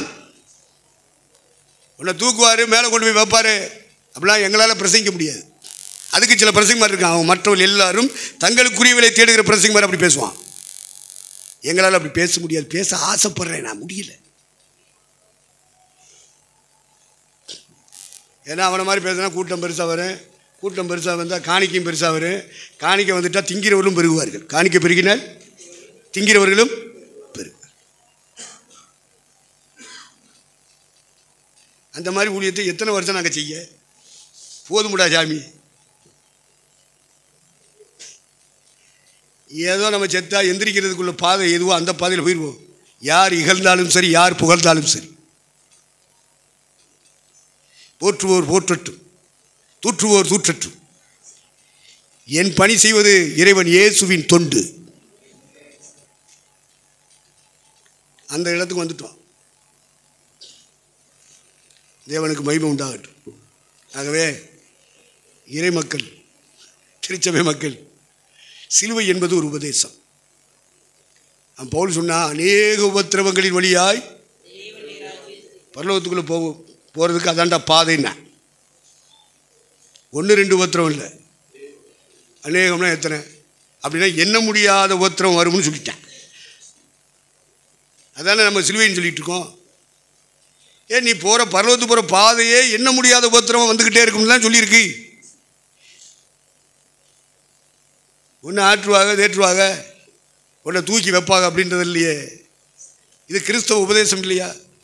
நீ போகிற பாதை முழுவதும் இந்த உலக வாழ்க்கையை முடிக்கிற வரைக்கும் உன் பாதை, நீ போய்கொண்டிருக்கிற பாதை கிறிஸ்துவின் பாதை. அவருக்கு பிறப்பில் இருந்து மரிக்கும் வரைக்கும் சிலுவை சிலுவை சிலுவை. அந்த பாதை தான் உனக்கு எனக்கு வைக்கப்பட்டிருக்கு. அதை மாற்றிக்கிட்டு பிரசங்கம் பண்ணான பிரசங்க யாரு?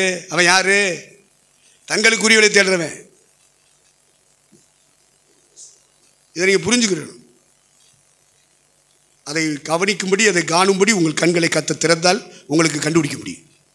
கூடனும் குடி மாதிரி தான் உங்களால் கண்டுபிடிக்க முடியாது. அவரும் பைபிளை பற்றி தான் பேசுகிறாரு, அவரும் இயேசுவை பற்றி தான் பாடுறாரு, அவரும் இயேசுவை பற்றி தான் பிரசங்கம் பண்ணுறாரு, அவரும் இயேசுவை பற்றி இயேசுகிட்ட ஜெபிக்கிறதுக்கு தான் ப்ரேயர் மீட்டிங் வைக்கிறாங்க, ஜெபக்கூட்டம் வைக்கிறாங்க, உபவாச கூட்டம் வைக்கிறாங்க, விழிப்புச்ச கூட்டம். எல்லா பயிலும் ஒன்றாயிருவானா? காண முடியாத அளவுக்கு உன் கண்களை குருடாக்குவது இந்த பிரபஞ்சத்தின் தேவனுடைய ஆவி, தீய சக்தி. சபைக்கு வெளியே இருக்கிறவன லேசாக வச்சிருவோம். ஆனால் சபைக்கு உள்ளே வந்திருக்கான் பாரு, அந்த கூட்டத்திலேருந்து இங்கே வந்திருக்கனால ஒன்னே என்னையும் தான் ஆட்டி படைச்சிக்கிட்டு இருப்பேன். பிசாசுக்கு கண்ணே சபைக்குள்ளே இருக்கிற ஊழியர்கள் விசுவாசிகள் தான். வெளியில் இருக்கிறவங்க எல்லாரும் அவங்க கைக்குள்ளான இருக்கான். சபைக்கு வெளியில் வாழ்றவங்க பூரா பிசாசுடைய கையில் தான் இருக்கான். அப்படி நம்ம வேதம் சொல்லுது. சபைக்கு உள்ளே வந்திருக்கான் பாரு, அவன் தப்பி வந்தவன். அந்த கூட்டத்தில் இருந்து தப்பி சபைக்குள்ள வந்துட்டான். சபை என்பது கிறிஸ்துவின் உடல், சரீரம். சரீரமாகிய சபை என்று பவுல் எழுதி உணர்த்துகிறார். அப்போ இந்த சபை அவருடைய சரீரமானால், சரீரம் ஒன்று, இந்த சரீரத்தில் இருக்கிற உறுப்புகள், உள்ளுறுப்புகள், வெளியுறுப்புகள் அநேகம். அப்போ இயேசுவின் உடலாக நீ கொண்டு வரப்பட்டிருப்பாயானால், இயேசுவுக்கு இந்த பூமியில் ஒரு உடல் தரப்பட்டது. அந்த உடலை கொண்டு அவர் தேவ சித்தம் செய்தார். பரலோகத்தின் தேவன், உயிர்த்தெழுந்த இரட்சகர் தன்னுடைய உடலாக பார்க்கிறார் இந்த திருச்சபை மக்களை. அப்படியானால் தனித்தனியே அவருடைய உறுப்புகள், அவயவங்கள் ஒட்டுமொத்தமாக அவருடைய உடல், சரீரம் என்று பரிசுத்த ஆவியானவர் எழுதி தந்திருக்கிறார். அவருக்கு ஒரு உடல் இருக்குமானா அந்த உடலில் இருக்கிற ஒவ்வொரு உறுப்பும் வேலை செய்யுமா செய்யாதா? இப்போ நமக்கு ஒரு உடலை தேவன் தந்திருக்கு. இந்த உடலில் நமக்கு கை, கால், மூக்கு, வாய், கண்ணு, காது இருக்கா இல்லையா? இருக்கு. உள்ள இருதயம் இருக்கா? கிட்னி இருக்கா? குடல் இருக்கா? ஈரல் இருக்கா? கல்லீரல் இருக்கா? மூளை இருக்கா?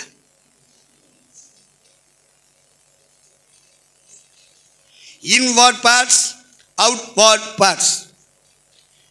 உச்சந்தலை முதல் உள்ளங்கால் வரைக்கும் வெளி உறுப்புகள் அல்லது அவயவங்கள், உள் உறுப்புகள் அல்லது அவயவங்கள். நீங்களே கிறிஸ்துவின் சரீரமாயும் தனித்தனியே அவயவங்கள் ஆயும் இருக்கிறீர்கள். ஆக மீட்கப்பட்ட கூட்டம் இயேசு கிறிஸ்துவின் உடல் என்று அழைக்கப்படுகிறது. நமக்கு இருக்கிற உடலில் அநேக அவயவங்கள் இருக்குது. அதில் ஒன்றும் பலவீனப்பட்டாலும், ஒன்றும் ஸ்ட்ரைக் பண்ணாலும், இப்போ சாப்பிட்றிய, சாப்பிட்டுட்டே இருக்கிய, பிறந்ததுலேருந்து சாப்பிட்டு தானே இருக்கோம். சாப்பாட்டை நம்ம கணக்கு போட்டு பாருங்கள். இப்போ வயசு எத்தனை? இப்போ எத்தனை மூட அரிசி நீங்கள் முழுங்கிருப்பிய? கணக்கு போட்டு பாருங்கள். எத்தனை பீக்கங்காயை திண்டு பிடிச்சிருப்ப? எண்ணிப்பார். புள்ளங்காயை தின்றுப்ப, சுரக்காயை தின்றுப்ப. அதுக்கப்புறம் பீட்ரூட்டு, காரட்டு, கத்திரிக்காய். நான்வெஜ்ஜுக்கு அப்புறம் போவியா? அதுக்குள்ளே ஏன் அவசரப்படுறிய? முதல்ல வெச்ச கணக்கு பண்ணி பாரு. இத்தனை வருஷம் தின்றுருக்கோமே, இதெல்லாம் கணக்கு போட்டு பாரு. எத்தனை மூட முடியா விழுங்கி இருக்கு இந்த உடல்.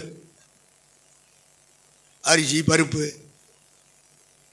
வெங்காயம், பூண்டு, புளி.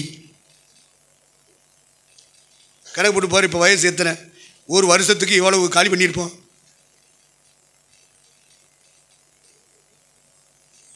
அப்படி சாப்பிட்டு வளர்ந்த இந்த உடலின் உறுப்புகள் ஏதாயிலும் ஒன்று ஸ்ட்ரைக் பண்ணிச்சு. முதல்ல குடல் நல்லா தயார் இருந்துச்சு, திடீர்னு குடல் ஒரு மாதிரி ஆயிடுச்சு. ஏழை அடிக்கடி பாத்ரூம் போகிற, டாய்லெட் ரூம் போகிற, அல்சரியா? குடல் சரியில்லை.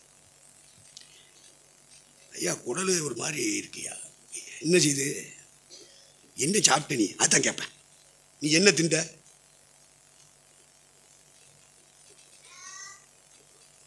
என்னத்தையோ தின்னுட்ட. அது குடலுக்கு ஒத்துக்கிறல.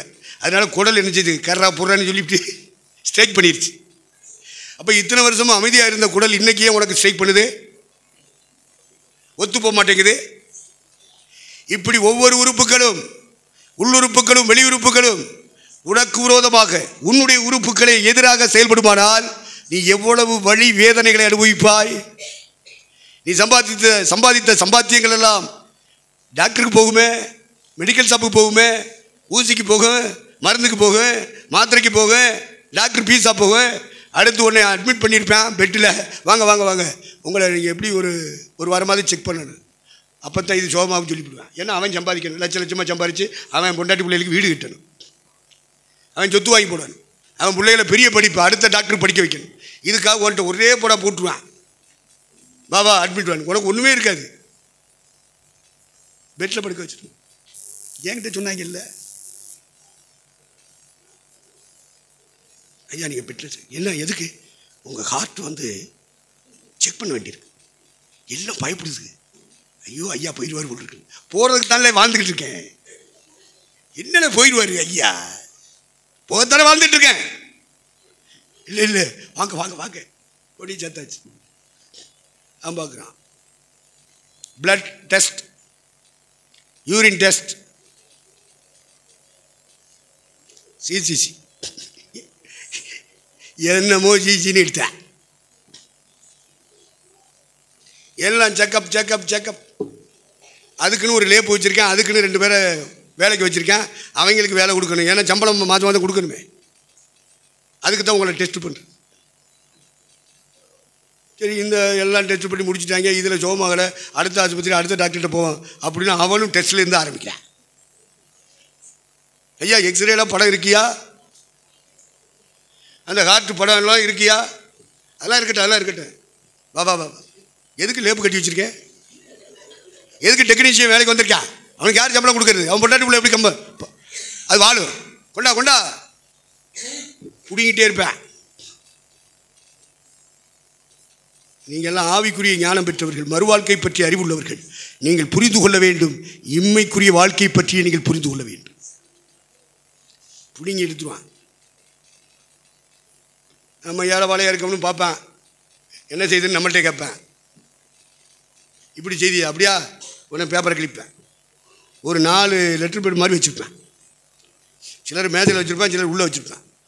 இந்த 4 என்னென்னா அந்த மெடிக்கல் ஷாப் பேர் இருக்கும், இந்த மெடிக்கல் ஷாப் பேர் இருக்கும், இந்த மெடிக்கல் ஷாப் பேர் எழுதுவான். அந்த மெடிக்கல் ஷாப்பில் கொண்டு கொடுக்கணும். அவன் மாதம் இவனுக்கு ஒரு கமிஷன் கொடுப்பேன் இந்த டாக்டருக்கு. ஏதனால் புரிஞ்சுக்கிறீங்களோ இல்லையோ, பைபிளை புரிஞ்சுக்கிறீங்களோ இல்லையோ, நீங்கள் போய் உங்களை சுகமாக்குவார் என்று நம்பி போகிற டாக்டரை புரிந்து கொள்ளுங்கள். இங்கே ஒருத்தர் டாக்டர் இல்லை, அப்படி ஒரு டாக்டர் இருப்பீர்களானால் வருத்தப்படாதீர்கள். நாங்கள் உள்ளதை உள்ளதென்றும் இல்லதை இல்லதென்றும் சொல்ல முடியாது அபிஷேகம் பண்ணப்பட்டவர்கள், வருத்தப்படாதீர்கள். ஏன்னா நம்ம வாழ்க்கையில் மண்ணெளி போட்டுக்கிட்டு இருக்காரு ஐயான்னு சொல்லாதீங்க, தோத்துறா. அதில் ஒரு கமிஷன், இதெல்லாம் உங்களுக்கு தெரியாது. அந்த லெட்டர் பேர் எடுத்தோன்னா அந்த மெடிக்கல் ஷாப்பில் கொண்டு கொடுக்கணும். இப்போ 4 கடைகளில் அவங்களுக்கு வருமானம் வரும், ஒரு மாதத்துக்கு ஒரு அமௌண்ட் வந்துடும். நம்ம ஏழை பாலையாக போய் நிற்கிறோம்னு என்ன செய்யுது, ஐயா வயிற்று வலிக்குதியா, ஐயா கால் வலிக்குதியா, அல்ல ஒரே காய்ச்சலாக வருதியா, அப்படியா 2 மாத்திரை எழுதி கொடுத்துருவோம். இவனை இல்லாமல் பெட்டில் சேர்த்தா காசு தருவானே, பெட்டில் சேர்க்க மாட்டான். பாப்பா அந்த மாத்திரையை போடு சரியாயிடும், இங்கே வா ஒரு ஊசியை போடுவோம், அதில் பாதி தண்ணி இருக்கும், பாதி தான் மெடிசின், அதை கலந்து வச்சுருப்பாங்க. அதுக்கெல்லாம் நல்ல இன்ஸ்ட்ரக்ஷன் கொடுத்து அதுக்குரிய ஆளுகளை வச்சுருப்பாங்க. உங்களுக்கு எல்லாம் விவரம் தெரியாது. உங்கள்கிட்ட ஒரு ஊசியை போட்டு 2 மாத்திரையை எழுதி காசை வாங்கிட்டு போயிடுவேன். நம்ம ஏழை பாலையில் இருந்தால் அதுக்கேற்றபடி எழுதுவாங்க, கொஞ்சம் மிடில் கிளாஸாக இருந்தால் அதுக்கேற்றபடி எழுதுவேன். ஹை கிளாஸாக இருக்கோம்னா மொத்தத்தில் போட்டு அமைக்கிடுவேன். டே அந்த ஐஸ் வாலில் முதல்ல சேர்த்துரு, ஜெனரல் வாலில் போடாத, ஸ்பெஷல் வாலில் பாடு. அப்போ அந்த கட்டடத்துக்கு வாடகை, எலக்ட்ரிக் பில்லு, ஃபேனு, அதில் ஒவ்வொரு தடவையும் வந்து சந்திச்சுட்டு போகிற 2 நர்ஸுக்கு சம்பளம், அதில் வந்துட்டு போகிற டாக்டருக்கு ஒரு சம்பளம். அவன் அதை ட்ரைனிங் எடுக்கிறதுக்காக பணத்தை கட்டிட்டு, அந்த டாக்டர்கிட்ட பணத்தை கட்டிட்டு வந்திருப்பான். இவன் பணம் கட்டுறதுனால நீ போய் பாரு, அந்த பேஷண்ட்டை பாரு, அந்த வார்டில் இருக்கிற அந்த பேஷண்ட்டை பாரு. இவனுக்கு ஒன்றுமே தெரியாது, மண்ணாங்கட்டி எம்பிபிஎஸ் படிச்சுன்னு சர்டிஃபிகேட் வாங்கிட்டு வந்திருப்பேன். இவனுக்கு என்ன வியாதி, அந்த வியாதி வந்திருக்கிற மனுஷனுடைய வயசு என்ன, அவனுக்கு எந்த மாத்திரை கொடுக்கணும், என்ன செய்யணுமோ ஒன்றும் தெரியாது. இவன் ஒரு கோட்டையை போட்டுட்டு ஒரு டெலஸ்கோப் போட்டு அப்படி டாக்டர் வர ஒதுங்க ஒதுங்க, பேக்கி பிறந்தவங்க என்னெல்லாம் பண்ணுறாங்க மருத்துவத்துறையில். அதனால் எங்களுக்கு பெஸ்ட்டு பாட்டி வைத்தியம். எங்கள் பாட்டி சொல்லும், ஏன்னா இஞ்சியும் பூண்டு அரைச்சி குடிச்சின்னா சரியாக போம்டா, முடிச்சு போச்சு சோழி. இவங்கள்ட்ட போய் மாட்டினீங்கன்னு வைங்க, துவைச்சிருவாங்க, காயப்போட்டுருவாங்க. தப்புங்க. நீங்கள் தப்பிக்கொள்ளும்படியான போக்கை நான் உண்டு பண்ணி கொடுக்கிறேன். தப்புவீர்களா? தப்பணும். உங்களோடு பரலோகத்தின் ஆவியானவர் இருப்பார், ஆனால் தப்ப வைப்பார். அதனால இயேசுவுக்கு ஒரு உடல் இந்த சரீரமாகிய சபை. இந்த சபையின் உறுப்புகள் என்று சொல்லப்படுகிற நீங்களும் நானும் செயல்படுகிற உறுப்புகளாக இருக்க வேண்டும். ஸ்ட்ரைக் பண்ணுகிற உறுப்புகளாக இருக்கக்கூடாது.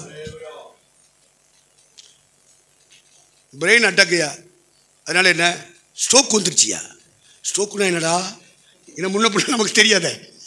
ஸ்ட்ரோக்குனா ஐயா பக்கவாதம். எந்த பக்கம்டா? Left side. இந்த கை இப்படி இருக்கு, ரைட் சைடு இப்படி இருக்கு. ஏதனார் காலத்தில் ஒருத்தன் திமிர்வாதம்னு ஒருத்தன் வந்தான். அது பக்கவாதம் இல்லை, ஒட்டுமொத்த சரீரமும் பாதிக்கப்பட்டால் அதுக்கு பேர் என்னது? திமிர்வாதம். சிலருக்குள்ளே இருக்கிறதை காண்கிறேன், அதையும் கத்த சோமாக்குவாராக. இதெல்லாம் பிராபசியா? என்னமோ நடக்குது, பொழப்பு நடக்குது. புரிந்து கொள்ளுங்கள்.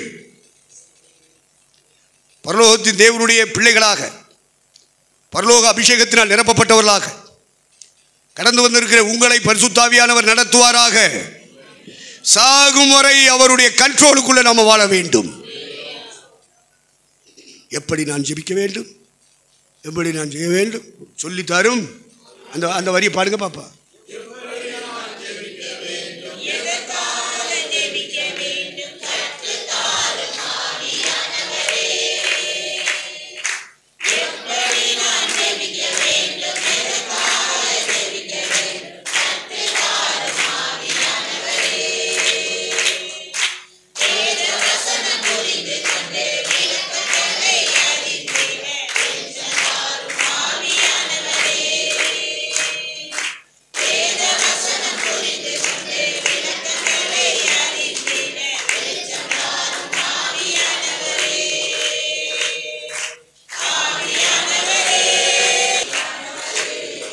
அலையிலே சொல்லுவா, மீண்டும் ஒரு அலையிலே சொல்லுவா, மீண்டும் ஒரு அலையிலே சொல்லுவா.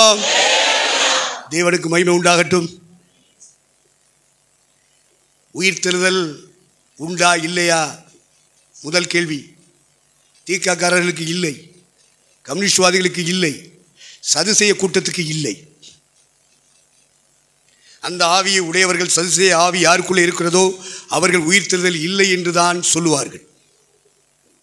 இறை நம்பிக்கை உள்ள எவனும் எந்த மார்க்கத்தில் இருந்தாலும் உயிர்த்தெழுதல் உண்டு. கடவுளுக்கு முன்பாக, சிம்மாசனத்துக்கு முன்பாக நின்று கணக்கு கொடுக்க வேண்டும். நியாய தீர்ப்பு உண்டு. உயிர்த்தெழுதல் ஒன்று உண்டானால் இந்த பூமியிலே வாழ்ந்த வாழ்க்கை குறித்த கணக்கு ஒப்புவிக்கப்பட வேண்டிய ஒரு நியாய தீர்ப்பின் நாள் உண்டு. யாரும் தப்ப முடியாது. செத்து போனால் நல்லது என்று சொல்லி அநேகர் மரணத்தை தேடி மாய்த்துக் கொள்கிறார்கள். ஆனால் கர்த்தர் ஒரு நாள் எழுப்புவார். செத்து போன உடனே முடியாது. செத்து போன அத்தனை பேரை எழுப்புகிற ஒரு நாள் வருகிறது. அன்னைக்கு வெள்ளை சிம்மாசனத்தில் என் ஆண்டவர் இயேசு உட்கார்ந்திருப்பார். வேற எந்த மார்க்க தலைவனுக்கு அந்த சிம்மாசனம் தரப்படாது. செத்து போனவர்களை உயிரோடு எழுப்பி தம்முடைய வெள்ளை சிம்மாசனத்துக்கு முன்பாக நிறுத்தி, அவன் இந்த பூமியிலே வாழ்ந்த காலமெல்லாம் என்ன செய்தான், நன்மைகள் எத்தனை, தீமைகள் எத்தனை, நன்றி உணர்வோடு செய்யப்பட்டது எத்தனை, துரோக உணர்வோடு செய்யப்பட்டது எத்தனை, கணக்கு ஒப்புவிக்கப்பட வேண்டும். யாரும் தப்ப முடியாது. அவன் எந்த மதத்தை சார்ந்தவனாக இருந்தாலும் சரி, எந்த ஜாதியை சார்ந்தவனாக இருந்தாலும் சரி, எந்த தேசத்திலே வாழ்கிறவனாக இருந்தாலும் சரி, என்ன மொழி பேசுகிறவனாக இருந்தாலும் சரி, மரிப்பதற்கு முன்பு இந்த உலக வாழ்க்கையிலே அவன் என்ன செய்தான், எத்தனை காலம் வாழ்ந்தான் என்பது கேள்வி இல்லை. அவன் வாழ்ந்த காலத்தில் எப்படி வாழ்ந்தான் என்பதை உணர்ந்தால் வாழ்க்கையில் தோல்வி இல்லை. அப்படின்னு திரைப்பட கவிஞர் சொல்கிறான். இது எங்கேயா இருக்குது பைபிள்னு பரட்டி பார்க்காத, நான் பைபிளில் உள்ள சொல்லலை. திரைப்பட கவிஞர் காரைக்குடி கண்ணன் தாசன், கண்ணனுக்கு தாசன். அவன் எழுதிய வரிகளை சில நேரங்களிலே உங்களுக்கு நினைப்பிட்டுகிறேன்.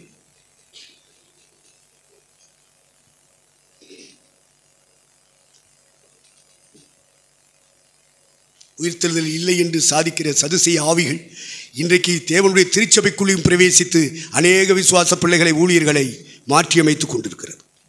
நீங்கள் நானும் தப்பணும். கர்த்தர் அந்த வேலையை செய்வாராக. ஆண்டவருக்கு மகிமை உண்டாகட்டும். உயிர்த்தெழுதல் இல்லை என்று சாதிக்கிற ஒரு கூட்டம், உயிர்த்தெழுதல் உண்டா என்ற கேள்விகள் கேட்கிற ஒரு கூட்டம், யூதர்கள் இயேசு உயிர்த்தெழவில்லை என்று சொல்லுகிற கூட்டம், இயேசு சிலுவையில் மரித்து விட்டார், இஸ்ரேலிலே பேர் பெற்ற பிரசங்கியாகிய நிக்கோதேமும் கவர்னர் பிலாத்துவினிடத்தில் அனுமதி பெற்று அரசு அனுமதியோடு சிலுவையில் தொங்குகிற அந்த சடலத்தை, இயேசுவின் சரீரத்தை இறக்கினார்கள். அவர்கள் அனுமதி கேட்ட பொழுது கவர்னருக்கு சந்தேகம் வருகிறது. இவ்வளவு சீக்கிரமாய் மரித்து விட்டாரா இயேசு? 100க்கு அதிபதி சிலுவையின் அடிவாரத்திலே நிற்கிற போர் சேவகர்களின் நடுவிலே 100க்கு அதிபதி நிற்கிறான். அவனிடத்திலே கொண்டு போய் கொடுக்கிறார்கள் அனுமதி சீட்டை. இன்னொரு பக்கம் எதிராளிகள், யூத சமயத்தின் மூப்பர்கள், பிரதான ஆசாரியர் என்று அழைக்கப்பட்ட அண்ணா காய்பாவனுடைய கைக்கூலிகள், இவர்கள் ஒரு பக்கம் கவர்னரை அழுத்தம் பண்ணி, எங்களுக்கு அடுத்த நாள் ஓய்வு நாள் வருகிறது, அந்த ஓய்வு நாளிலே உடல்கள் சிலுவையில் இருக்கக்கூடாது, இன்னைக்கே சிலுவையிலிருந்து இறக்க வேண்டும், உடனே கட்டளையிடும் என்று கவர்னருக்கு அவர்கள் கோரிக்கை வைக்கிறார்கள். ஒரு பக்கம் எதிராளிகளுடைய பிரஷர், இன்னொரு பக்கம் நிக்கோதேமு சிரேனை ஊரானாகிய சீமோனுடைய பிரஷர். ரெண்டுக்கு நடுவிலே சிக்குகிறான் கவர்னர் பிலாத்து. ஆகவே அனுமதி சீட்டு கொடுத்து விடுகிறான். யாருக்கு? 100க்கு அதிபதிக்கு. ஓடோடி போகிறார்கள். நீதிமன்றத்தின் வளாகத்தில் இருக்கிற பிலாத்துவின் சமூகத்தில் இருந்து புறப்பட்டு கொல்கதா பேட்டிலே மண்டை ஓடு என்று அழைக்கப்படுகிற மலையின் மேலே, கல்வாரி மலையின் மேலே சிலுவையில் அறையப்பட்டவராய் தொங்குகிற இயேசு இவ்வளவு சீக்கிரம் மரித்து விட்டாரா? ஏன்னா சில நாட்கள் ஆகும். தொடர்ந்து அவர்கள் அலறிக்கொண்டு கதறிக்கொண்டு கண்ணீர் விட்டு கொண்டு இருப்பார்கள். அதனாலே சீக்கிரத்தில் சிலுவையிலிருந்து இறக்கணும்னா கால்களை முறிப்பார்கள், முழு ரத்தமும் வடிந்து ஓட வேண்டும் என்பதற்காக. இயேசு கிறிஸ்துவின் வலதுபுறத்திலும் இடதுபுறத்திலும் இருக்கிற கள்ளர்களினுடைய கால்களை முறித்து விட்டு இறுதியாக கால்களை முறிக்கும்படி வருகிறான் 100க்கு அதிபதி. அதற்கு முன்பு ஈட்டி எடுத்து விழாவிலே குத்துகிறார். ரத்தமும் தண்ணீரும் பீரிட்டு வருகிறது. தண்ணீர் ரத்தத்துக்கு பிறகு வருகிறது. அடுத்து ஒரு சொட்டு ரத்தம் கூட இந்த சரீரத்தில் இல்லை என்பதற்கு அடையாளமாக தண்ணீர் புறப்பட்டு வந்தது. இருந்தாலும் 2 கள்ளர்களுடைய கால்களை முறித்தது போல முறிக்கலாம் என்ற எண்ணத்தில் வந்த 100க்கு அதிபதிக்கு ரத்தம் முழுவதும் போய்விட்டது, மரித்து விட்டார். பிதாவே, என்னுடைய ஆவியை உம்முடைய கரங்களில் ஒப்புவிக்கிறேன் என்று சொல்லி ஜீவனை விட்டார்.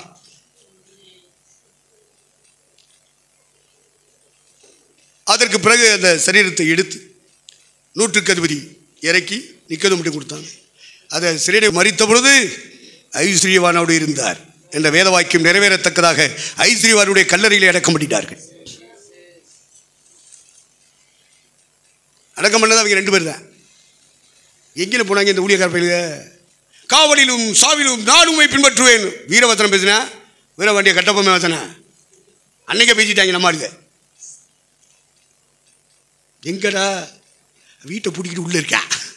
ஏன்னா அவரை சிலுவையில் இருந்த மாதிரி நம்மளையும் தூக்கிட்டு போயிடுவாங்க. கவர்மெண்ட் தூக்கிட்டு போயிடும், அரைஞ்சிடும். பயம், மரண பயம். மரணமே உன் கூர் எங்கே என்று முழக்கமிடுகிற கூட்டத்திற்கு என்று அழைக்கப்பட்டவன் பேதுருவே, எந்த மரணத்தை கண்டு அஞ்சுகிறாய்?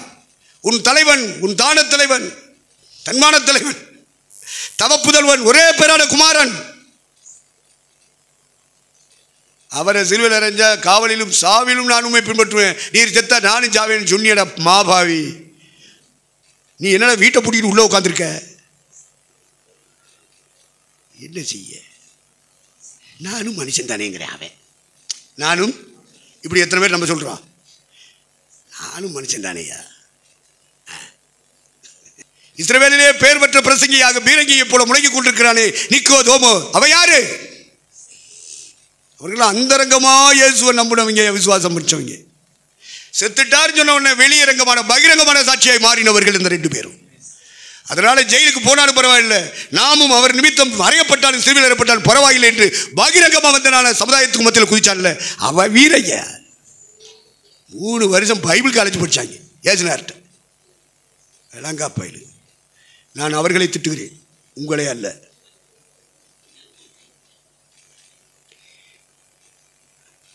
யாருக்காக மரித்தார்? எதற்காக ரத்தம் சிந்தினார்? எதற்காக அந்த அவமானங்களையும் நிந்தைகளை ஏற்றுக்கொண்டார்? உனக்காகவும் எனக்காகவும் தானே. எல்லாம் உரிப்பிட்டேன். அந்தரங்கமாகவே கிறிஸ்து மேலே நம்பிக்கை, அந்தரங்கமாகவே பரிசுத்தாவியின் மேலே நம்பிக்கை, அந்தரங்கமாகவே ஆவிக்குரிய திருச்சபைகளுடைய மேலே நம்பிக்கை. இப்படி இருந்தவங்கெல்லாம் சில நேரங்களில் பகிரங்கமான சாட்சியாக வந்துடுவான். உங்களை விட என்னை விட பெரிய ஆளாக அவன் சாட்சி கொடுத்துட்டு இருப்பான். இயேசுனருக்கு இந்த வந்துட்டான்ல. அரசாங்கம் பார்க்க அண்ணா காய்பாபோட பாரிஸ் பிரீஸ்ட் பார்க்க சமுதாய மக்கள், சொந்த சமுதாயம், சொந்த ஜாதி பார்க்க வெளியரங்கமான சாட்சியாக வந்தாங்கல்ல. சாக துணிந்தவர்கள் தான் வர முடியும், சாக பயந்தவர்கள் வர முடியாது. மரித்தாலும் பரவாயில்லை, எனக்காக மரித்த இயேசுவுக்காக நானும் மரிப்பேன் என்று சேலஞ்சு பண்ணி குதிக்கிறான் பாரு, பகிரங்கமான சாட்சியா. அவன் மேலே தானே கடவுள் பெரிய நம்பிக்கை வைப்பாரு. இஸ்ரவேலிலே நான் இப்படிப்பட்ட ஒரு விசுவாசத்தை பார்க்கலையே. சும்மா வீரவசனம் பேசுகிறாங்க, சவால் விட்டாங்க, எல்லாம் வெத்து வெட்டு கதவை பூட்டிட்டு உள்ளே உட்காந்துருக்கான். இவர் அடக்க பண்ணி 3 நாள் ஆச்சு. எந்திரிச்சிட்டாரு, எந்திரிச்சு போகிறாரு. இவங்க அப்பவும் வீட்டை பிடிக்கிட்டு 3 நாளாக உள்ளே தான் கிடைக்கும். ஏன்னா அரசாங்கம் தேடுது, போலீஸ் தேடுது. இயேசு கூட இருந்தது யார்? அவங்கள அரெஸ்ட் பண்ணி உள்ளே போடு, அவங்களே ஜிலுவில் அறின்னு சொல்கிறாங்க. அப்படியா? வாடா வாடா வாடா வாடா, பூட்டுறா கதவை பூட்டுறா. எவன் கதவை வந்து தட்டுனாலும் அவ்வளோதான், உயிரே போயிடுவீங்களுக்கு. எல்லாம் அப்போ சொல்லுமாரு. இவர் பார்த்தாரு, கதவை தட்டினா செத்துருவான், அவ்வளோ புலமாக போயிடுவேன். அதனால கதவை தட்டாமல பூட்டிய வீட்டுக்குள் பிரவேசித்தார். நீயும் நானும் உயிர் தெழுது பொழுது எத்தனை வீடுகள் பூட்டப்பட்டிருந்தாலும் உள்ளே போகும் பாக்கியம் உனக்கு எனக்கு கிடைக்கும். அந்த மகிமையான வாழ்க்கைக்கு என்றுதான் உன்னை என்னையும் பரலோகம் அழைத்திருக்கிறது. அதுதான் கல்லறைக்கு பின்னாடி தொடர போற வாழ்க்கை. அந்த வாழ்க்கையை இப்பவே தொடங்கிவிடு, இப்பவே தொடங்கிவிடு. அதை பரிசுத்த ஆவியானவர் உனக்கு தொடங்கி தருவார். இப்போ உயிர் தெழுதல் உண்டா இல்லையா அப்படிங்கிற பேச்சுக்கள் வெளியே பரவுது. யூதன் என்ன பண்ணிட்டான், கல்லறைக்குள்ளே வச்ச பிறகு அவங்க கேட்டாங்க, அவன் 3ஆம் நாள் எந்திரிப்பேன்னு சொன்னான். அந்த எத்தனைக்கு பேர் என்ன? அப்படி ஒரு நாமம் நம்முடைய இயேசுக்கு தரப்பட்டிருக்கு. எத்தனைன்னு கூப்பிட்டுருக்கல, கூப்பிட மாட்டியே. ஏன் கூப்பிடக்கூடாது? அவர் எத்தர் அல்ல. எத்தனை சொல்லவே எதிராளிகள் பரப்பி விட்ட வார்த்தைகள். 3 நாள் கழிச்சு நான் எந்திரிப்பேன்னு சொன்னாரு. அதனால அதுக்கு காவல் வையும், இராணுவ போர்ச்சவர்களை வையும். அவன் பார்த்தான் பிளாத்து. முன்னமே இவங்க மேலே அவனுக்கு வெறுப்பு இருக்கு. இந்த திருட்டு பயிர்களுக்கு உதவியை செய்யக்கூடாது. என்னத்துக்கு நாங்கள் இராணுவத்தை அனுப்பணும்? சுடுகாட்டை காக்கிறதுக்காக இராணுவம் வச்சுருக்கா? போங்கடா, உங்களுக்கு டெம்பிள் போலீஸ் வச்சுருக்கீங்கள, உங்கள் ஆலயத்துக்கு அருகில் போலீஸ் ஸ்டேஷன் இருக்குல்ல, டெம்பிள் போலீஸ் இருக்குல்ல, ஆமாம், அவங்கள வச்சு காவல் காத்துக்க. அதான் காவலர்கள் கல்லறையை காத்தார்கள். கல்லறை என்பது நாம் பூமியை தோண்டி வைக்கிறோம்ல, அதெல்லாம் பேர் கல்லறை இல்லை. கல்லறைனா அங்கே இஸ்ரேல் தேசம், எருசலேம் பகுதி எல்லாம் சுற்றி ஒரே மலைகளாக இருக்கும், குன்றுகளாக இருக்கும். அதில் அவன் சொந்தத்தில் என்ன பண்ணிடுவான், வாங்கி அதை அடைச்சி வச்சுருப்பான். அதில் ஒரு கல்லறைக்குள்ளே குழியை தோண்டி வச்சுருப்பாங்க. அந்த கல்லறைக்கு ஒரு வாசல், ஒரு வாயில். அந்த வாயை அடைக்கிறதுக்கு ஒரு உருண்டை கல்லை வச்சு அடைச்சிடுவான். நான் இஸ்ரேல் நாட்டுக்கு போனேன். ஏற்றுனார் உயிர் திறந்த கல்லறை இது தானே. அங்கே நீ பார்த்தேன், ரவுண்டாக சிமெண்டில் ஒன்று கட்டி வச்சுருக்கேன். நம்ம இந்த உரைக்கு மூடி போடுவோம் பற்றியில், என்ன மூடியை தயாரிச்சாங்க, மூடி வச்சா ஏசுனார். நான் போன காலத்தில் அதை காட்டுறேன். இதாயா ஏசுனார் உள்ளே வச்சது, பெட்டி வச்சது. பார்த்தேன், அது மலையை குறைஞ்சி கொஞ்சம் சின்னதாக வச்சு. அதில் வாசலை மூடுறதுக்கு நம்ம உரைக்கு, கிணத்து உரைக்கு போடுவோம் இல்லையா மூடி, அது மாதிரி பெருசாக ஒன்று வச்சுருக்காங்க. அட பாவியலா, வெளிநாட்டில் இருந்தெல்லாம் வந்து ஏசு உயிர் திறந்த இடம், உயிர் திறந்த நம்ம ஆளுக சிலர் போயிட்டு வந்து அங்கே போன உடனே பிரசனத்தை அனுபவித்தேன்னு விட்டான்னு சுட்டுட்டு இருக்கேன். நான் போனேன், ஒரு பிரசனமும் வரலையே. இந்த பேத்த ஜனங்கள் நம்புவாங்க. அவனுக்கு தெரியும், இந்த வியாபாரிகளுக்கு தெரியும். பிரசங்கிமார்கள் சிலர் வியாபாரிகள் பணம் சம்பாதிக்கிறதுக்காக என்னத்தையாவது பொய்யை புரட்ட சொன்ன உடனே இதுகா ரெடியா நமக்கு அந்த பாக்கியம் கிடைக்கலையே. நானும் தான் போனேன். அந்த விட்டான்ஸை ஒன்று விடவே இல்லை. போகாத இடம் அதெல்லாம் மலை மாதிரி இடம் இருக்குது, கல்வாரி மலை மாதிரியாக இருக்குது. இந்த கத்தை கோயிலை கட்டி வச்சுருக்கேன். வர்ற வெளிநாட்டிலேருந்து சர்வதேச நாடுகள்லேருந்து வர்றவன் எல்லாரும் அங்கே சிலையை செஞ்சு அங்கங்கே படத்தை வரைஞ்சி காணிக்கை பெட்டி வச்சு அதை ஒரு சர்ச்சு மாதிரி மாற்றி வச்சுருக்கானா. இது வர்றது வெளிநாடுகளில் இருந்து போகிறதெல்லாம் முழங்கால நின்று பயபக்தியோட சாமியை கும்பிட்டுட்டு ஒரு காணிக்கை பெற்று இப்படி வசூல் பண்ணிக்கிட்டு இருக்கேன். அவன் என்னன்னு எனக்கு விசுவாசம் வரும். நம்ம ஆளுங்க அங்கே போயிட்டு வந்து நாங்கள் போனோம், அங்கே அந்த ஏசு பிறந்த இடத்திலே நடந்தோம், ஏசு போன கலிலியா கடல் எல்லாம் சுற்றினோம். ஒரு ஆள்கிட்ட கேட்டேன், ராஜஸ்தானில் போய், நீர் போனீரா? கல்லியா கடல் போனீர், ஐஸ்வர்யா போனேன்னு சொன்னீர்ல. ஆமாம். கல்லியா கடல்லாம் போனீரா, சுற்றினீரா? ஐயா அப்போ நீங்கள் போனீங்களோன்னு கேட்குறேன். ஆமாம், நானும் தான் போனேன். கடலுக்குள்ளே போட்டில் போய் சுற்றுறது இந்த கான்சென்ட் தான். போட்டில் தூக்கி போட்டு அந்த இடம்லாம் சுற்றி காமிச்சிக்கிறாரு. அதில் கல்லியா கடலை, அது வங்காள விரிகுடா. வங்காள விரிகுடாவின் தொடர்ச்சி அல்லவா கான்சனுடைய போட்டு போகிற இடம். இந்திய கொடியை பறக்க விட்டுக்கிட்டு, இஸ்ரவேலுடைய கொடி நட்சத்திரத்தை பறக்க விட்டுக்கிட்டு பாட்டு பாடிக்கிட்டே போய் சுற்றிட்டு வந்தோம். கலிலியா கடலில் ஒரே கடல் தாயா. திபேரியான்னு ஒரு ஊர் இருக்குது. அந்த ஊருக்காரன் எங்கள் கடலுக்குறேன், அதுக்கு பேர் திபேரியா கடல். அந்த கலிலியா கடலை ஒட்டி கெனசரேத்துன்னு ஒரு ஊர் இருக்குது. அந்த ஊருக்கார பூரா எங்கள் கடல், அது கெனசரேத்து கடல்னு அதுக்கு எழுதியிருக்கேன். அடுத்து கலிலியான்னு ஒரு ஊர் இருக்குது. அவங்க என்ன பண்ணுறாங்க, இது எங்கள் கடல், எங்கள் ஊர் தான் பெரிய ஊர், பாதி கடலை நாங்கள் தான் வச்சுருக்கோம், அதனால இந்த கடலுக்கு பேர் கலிலியா கடல். ஒட்டு மொத்தத்தில் ஒரே கடல் தான்.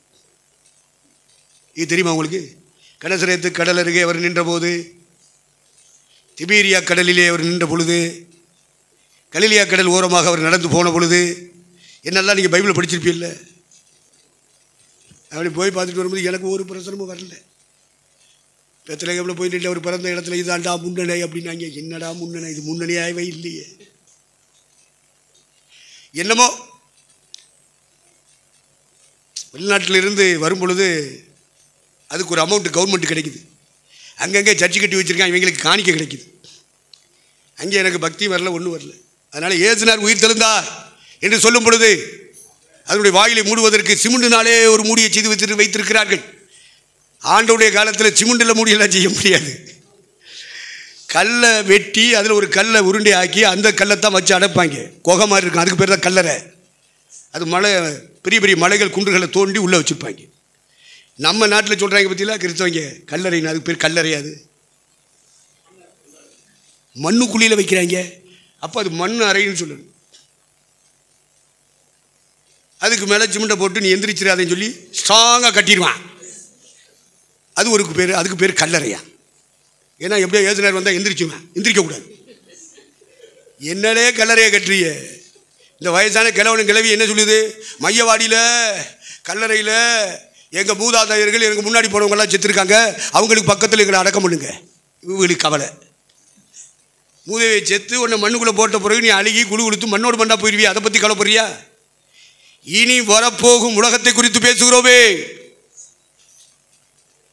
உயிர்த்தெழுதல் உண்டு என்று அப்போஸ்தலனாகிய பவுலின் வழியாக உங்கள் கரங்களில் இருக்கிற வேதாகமத்தின் கொரிந்தியர் புஸ்தகத்தின் 15ஆம் அதிகாரம் முழுமையாக பதிவு செய்யப்பட்டிருக்கிறது. அப்படி நாங்கள் பிரசங்கம் பண்ணி இருக்கும்போது, உயிர்த்தெழுதல் உண்டு என்று பிரசங்கம் பண்ணி இருக்கும்போது, நீங்கள் உயிர்த்தெழுதல் இல்லை என்று எப்படி சொல்லலாம்? அப்படி சொல்லுவீர்கள் என்று சொன்னால் இயேசு உயிர்த்தெழுந்தார் என்று சொல்லுகிற சாட்சி சொல்லிக்கிட்டு இருக்கமே, நாங்கள் பொய் சாட்சி சொல்லுகிறவர்களாக இருப்போமே. எங்கள் பிரசங்கத்தை கேட்டு முன்னே மரித்து போயிருக்கிறார்களே, அவர்கள் சரீரங்கள் எல்லாம் கெட்டு போயிருக்குமே.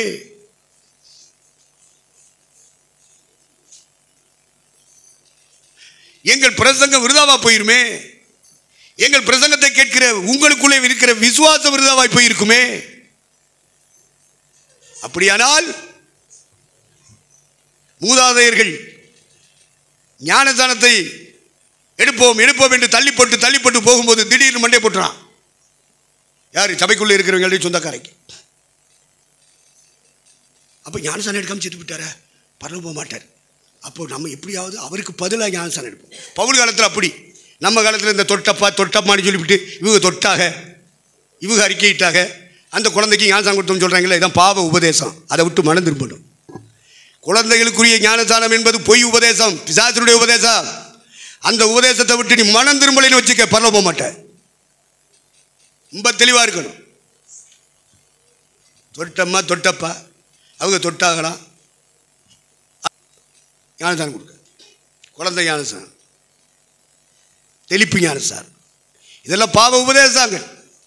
பாவ உபதேசங்கள் போதிக்கப்படுகிற சபையை விட்டு வெளியே வா, கம் அவுட்.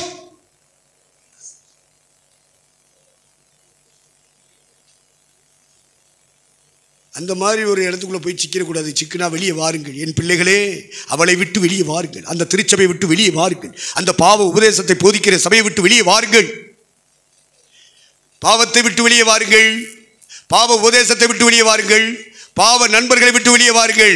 அப்படி வெளியே வந்து பரிசுத்த வாழ்க்கை, பரிசுத்த திருச்சபையில் அங்கமாக மாறுங்கள்.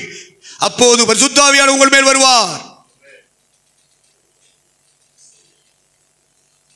உயிர்த்தெழுதல் உண்டு இல்லை அப்படின்னு போராட்டம் நடக்குது.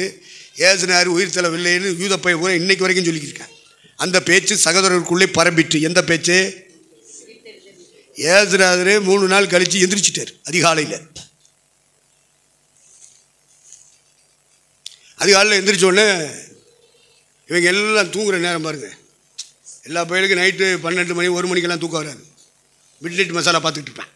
திருட்டு பயிலுங்க, களவாணி பயிலுங்க, தோத்திரம். காலையில் தூங்குவேன். ஏன்னா அதிகாலை நேரம் ஏசுனாருக்கு விருப்பமான நேரம். அந்த நேரத்தில் எவனாவது பாட மாட்டானா, நம்மளை துதிக்க மாட்டானா, நம்மளுக்கு சோத்திரம் பண்ண மாட்டானா, நம்மளை தேட மாட்டானான்னு அவர் விரும்புகிற நேரம் அதிகாலை நேரம், ஏர்லி மார்னிங். அதனால் அவருக்கு ஒரு பேர் கொடுத்தாங்க, விடிவெள்ளி நட்சத்திரமானவர். அது அதிகாலை நேரத்தில் மட்டும்தான் உதிக்கும். அதுக்கு பேர் விடிவெள்ளி நட்சத்திரம். இயேசுவுக்கு அப்படி ஒரு நாமம் தரப்பட்டிருக்கிறது. அதிகாலை நேரத்தில் என் பிள்ளைய எந்திரிச்சு என்ன தேட மாட்டாங்களா, பாட மாட்டாங்களா, ஸ்தோத்திரம் பண்ண மாட்டாங்களா, துதிக்க மாட்டாங்களா? அப்படி இறைவன் ஏங்குகிற நேரம் அதிகாலை நேரம். அந்த நேரத்தில் சாத்தா நம்மளை தூங்க வைப்பேன். நைட்டு பூரா முழிச்சிரு, சீக்கிரம் தூங்கிடாத.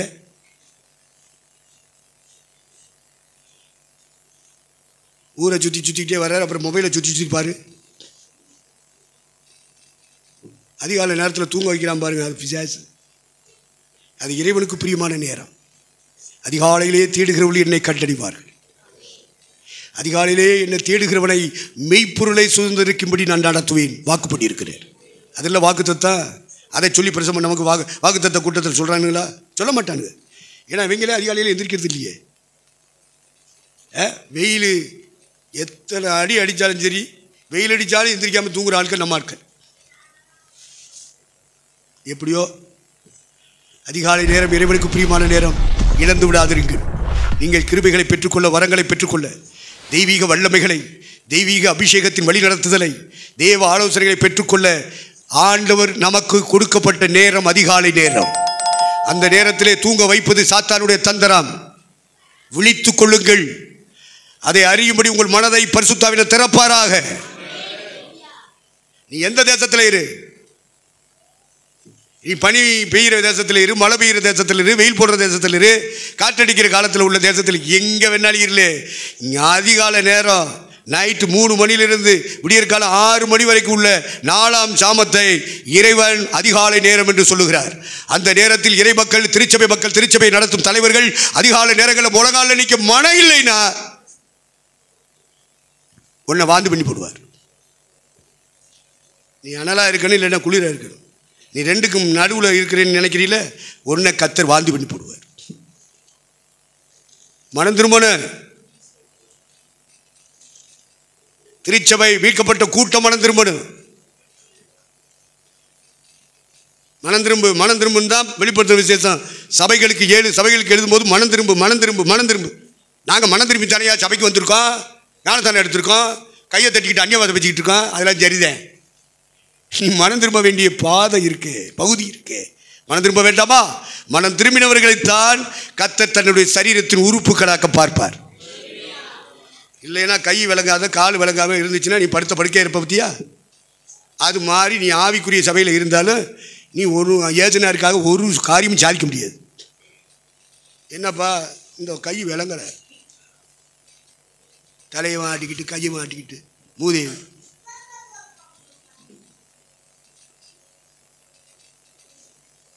எல்லா உறுப்புகளும் செயல்படணும். இயேசுவின் சரீரம் என்று இந்த சபை அழைக்கப்படுமானால் இந்த சபைக்குள்ளே வந்து பங்கெடுக்கிற ஒவ்வொரு விசுவாசியும் இயேசுவுக்காக செயல்படுகிற உறுப்புகளாக இருக்க வேண்டும். சில ஆட்கள் மைக்குக்கு முன்னாடி நிற்பேன், இது அவுட் வெளி உறுப்புகள்.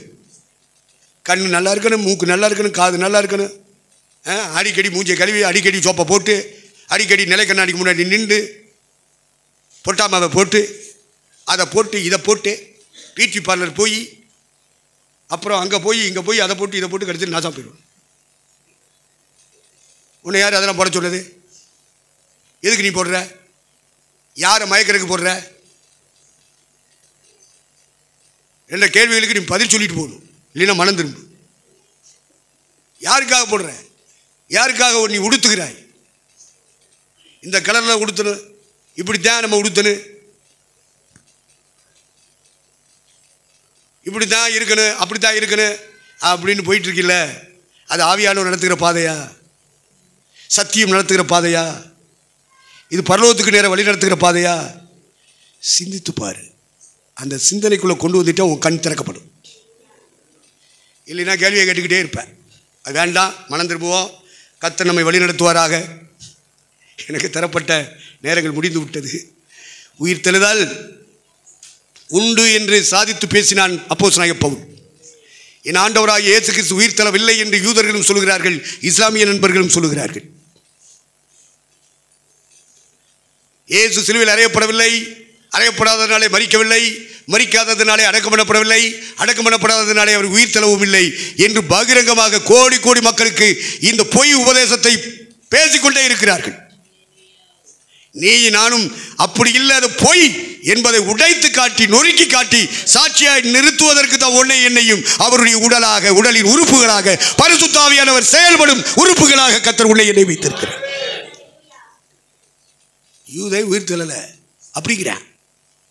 அது ராத்திரியில் அதிகாலையில் தூங்கிட்டோமா, இவன் காவலர்கள்லாம் ஓடிப்பி சொல்கிறாங்க, அண்ணா கைப்பட்ட அப்படியா அப்படியா, அப்போ ஓடி செய்யுங்க, நாங்கள் உங்களுக்கு பணம் தரோம். அங்கேயே லஞ்சம் கொடுத்துட்டாங்க. அதுக்கு முன்னாடியே யூதாசு லஞ்சம் வாங்கிட்டான் அவரை காட்டி கொடுக்குறதுக்கு. லஞ்சம் இன்று வந்ததா இல்லை நம்முடைய எம்எல்ஏக்களும் எம்பிக்களும் அமைச்சர் பெருமக்கள் கொண்டு வந்ததா அது ஊழல் லஞ்சம்? இல்லை. எம்பெருமான் இயேசுநாதரை காட்டி கொடுப்பதற்கு லஞ்சம் பெற்றான் 12 சீடர்களில் ஒருவனாகிய யூதாஸ். இயேசு கிறிஸ்து அடக்கம் பண்ணப்பட்டு கல்லறையை காத்து கொண்டிருந்த டெம்பிள் போலீஸ் அண்ணா காய்பா போன்றவர்களிடத்தில் லஞ்சம் பெற்றார்கள். நாங்கள் காலையில் அதர்சன் தூங்கிட்டோம், அந்த நேரம் அவருடைய சீடர்கள் வந்து இந்த பணத்தை தூக்கிட்டு போயிட்டாங்கன்னு சொல்லுக்கடா, ஊர் ஊராக சொல்லுக்கடா, கிராம கிராமமாக சொல்லுக்கடா, பட்டப்பட்ட வச்சு உண்டாங்கடா, வச்சுக்கிட்டுக்கடா, இந்த உன் பொண்டாட்டி பிள்ளைக்கு வீடு வாங்கி கொடு, உன் பிள்ளைகளை நல்லா படிக்க வை, நீ என்ன தொழிற்சியா இந்த பணத்தை போட்டு முதலீடு பண்ணி இந்த தொழிலை இன்னும் விருத்தியாக. இப்படியெல்லாம் பணத்தை கொடுத்து இயேசு உயிர் தெழவில்லை என்று சொல்லுகிறது யூத சமுதாயம். இன்று வரை சொல்லிக் கொண்டிருக்கிறது. அது பொய் என்று இந்த 21ஆம் நூற்றாண்டிலே நிரூபித்து காட்ட வேண்டிய பொறுப்பு அபிஷேகம் பெற்றேன் சொல்லுகிற உனக்கும் எனக்கும் தரப்பட்டிருக்கிறது. குர்ஆன்ல ஏது நேரம் மறிக்கலைன்னு எழுதியிருக்கு. அதனால அதை நம்புகிற நம்முடைய இஸ்லாமிய நண்பர்கள் பேசுகிறான். அது பொய்ன்னு நிரூபிக்க வேண்டாமா? அப்போ உனக்குள்ள பரிசுத்தாவி இருக்குன்னா என்ன அர்த்தம்? எதுக்கு பரிசுத்தாவி? ஞாயிற்றுக்கிழமை வந்து இப்படி கையை தட்டிட்டு காணிக்க போட்டு போகிறதுக்கா? அதுக்கு பரிசுத்தாவி? யூத சமுதாயத்தினுடைய பாவ உபதேசங்களை உடைக்க வேண்டும். இஸ்லாமிய நண்பர்கள் பரப்புகிறதான அந்த பரப்புரையில் வெளிப்படுகிற பொய் உபதேசங்களை உடை தெரிய வேண்டும். அதற்காகவே திருச்சபை வாழ வேண்டும். பரிசுத்தாவி உங்களிடத்தில் வரும்பொழுது எனக்கு நீங்கள் சாட்சிகளாக இருப்பீர்கள். அவன் வெட்டினாலும் சரி, சுட்டாலும் சரி, ரத்தம் சிந்தும் ரத்த சாட்சிகளாக இருப்பீர்கள் என்பதுதான் இயேசுநாதர் சொன்ன வார்த்தை. யூதேயா எருசலேமிலும் யூதேயாவிலும் சமாரியாவிலும் பூமியின் கடைசி பரிந்தமும் கோட்டப்பட்டத்தில் இப்படி ஒரு சபை இருக்குயா, இப்படி தாயா அந்த சபைக்கு வருகிற விசுவாசிகள் வாழ்ந்தார்கள் என்ற சரித்திரத்தில் நீ பதிவு செய்ய வேண்டாமா? நீ இந்த பூமியிலே வாழ்ந்த வரலாறு எழுதப்படுகிற இடத்திலே இதற்காகத்தான் வாழ்ந்தாய் என்று சரித்திரம் படைக்க வேண்டாமா? அதை செய்வதற்குத்தானே பரிசுத்தாவியை கொடுத்தார் எம்பெருமான் இயேசுநாதர். பரிசுத்தாவி வந்தால் பலனடைவீர்கள். எதுக்கு? இந்த பொய் உபதேசங்களை உடைப்பதற்கு, போலித்தனமான பாவ உபதேசங்களை, கொள்கைகளை உடைத்தெறிவதற்கு. பரிசுத்தாவி வந்தா உன் ஊருக்குள்ள மட்டுமல்ல நீ சாட்சியா இருக்கிறது, உன் கிராமத்தில் மட்டுமல்ல, உன் பட்டணத்தில் மட்டுமல்ல, உன்னை சுற்றி இருக்கிற மாவட்டங்களை தாண்டி ஸ்டேட் முழுவதும், மாநிலம் முழுவதும், மாநிலங்களை தாண்டி மாநிலங்கள் முழுவதும், ஒட்டுமொத்த 140 கோடி மக்கள் வாழ்கிற முழு இந்தியாவுக்கு நீ தான் சாட்சி. அப்படி ஒரு சாட்சியா நீ நானும் நிற்கணும்னா பரிசுத்தாவி வேணுமியா? உங்க மேல பரிசுத்தாவி வரட்டும். ஆண்டவரே, அந்த அபிஷேகத்தை தாங்க. அப்போஸ்தலருடைய 1:8 சொல்லப்பட்ட அந்த அபிஷேகத்தை தாங்க. உலகத்துக்கே சாட்சியில் இருப்பீர்கள் சொன்னீரே. எங்கள் கிராமத்தில் நாங்கள் சாட்சியாக இருக்க வேண்டாமா? எங்கள் பட்டணத்தில் சாட்சியாக இருக்க வேண்டாமா? எங்கள் மாவட்டத்தில் சாட்சியாக இருக்க வேண்டாமா? எங்கள் மாநிலம் முழுவதுக்கும் நான் சாட்சியாக வேண்டாமா? நான் பிறந்த இந்தியன், அந்த இந்திய தேசத்துக்கே நான் சாட்சியாக இருக்க வேண்டாமா சாமி? அதுக்கு சாட்சியா, அது உங்கள் நாமத்துக்கு சாட்சியா, உங்கள் சத்தியத்துக்கு சாட்சியா, உங்கள் உபதேசத்துக்கு சாட்சியா, நீங்கள் கட்டி எழுப்புகிற திருச்சபைக்கு சாட்சியா நான் இருக்கணும்னா அந்த அபிஷேகத்தை ஊத்துங்கப்பா, ஊத்துங்கப்பா, ஊத்துங்கப்பா. அந்த அபிஷேகத்தினால நிரப்புங்க சாமி. எங்க பலத்தினால முடியாது, எங்க சக்தினால முடியாது, உங்க ஆவியின் பலத்தினால எங்களுக்கு முடியும். எல்லாரும் அப்படியே எந்திரிப்போம், அப்படியே எந்திரிப்போம்.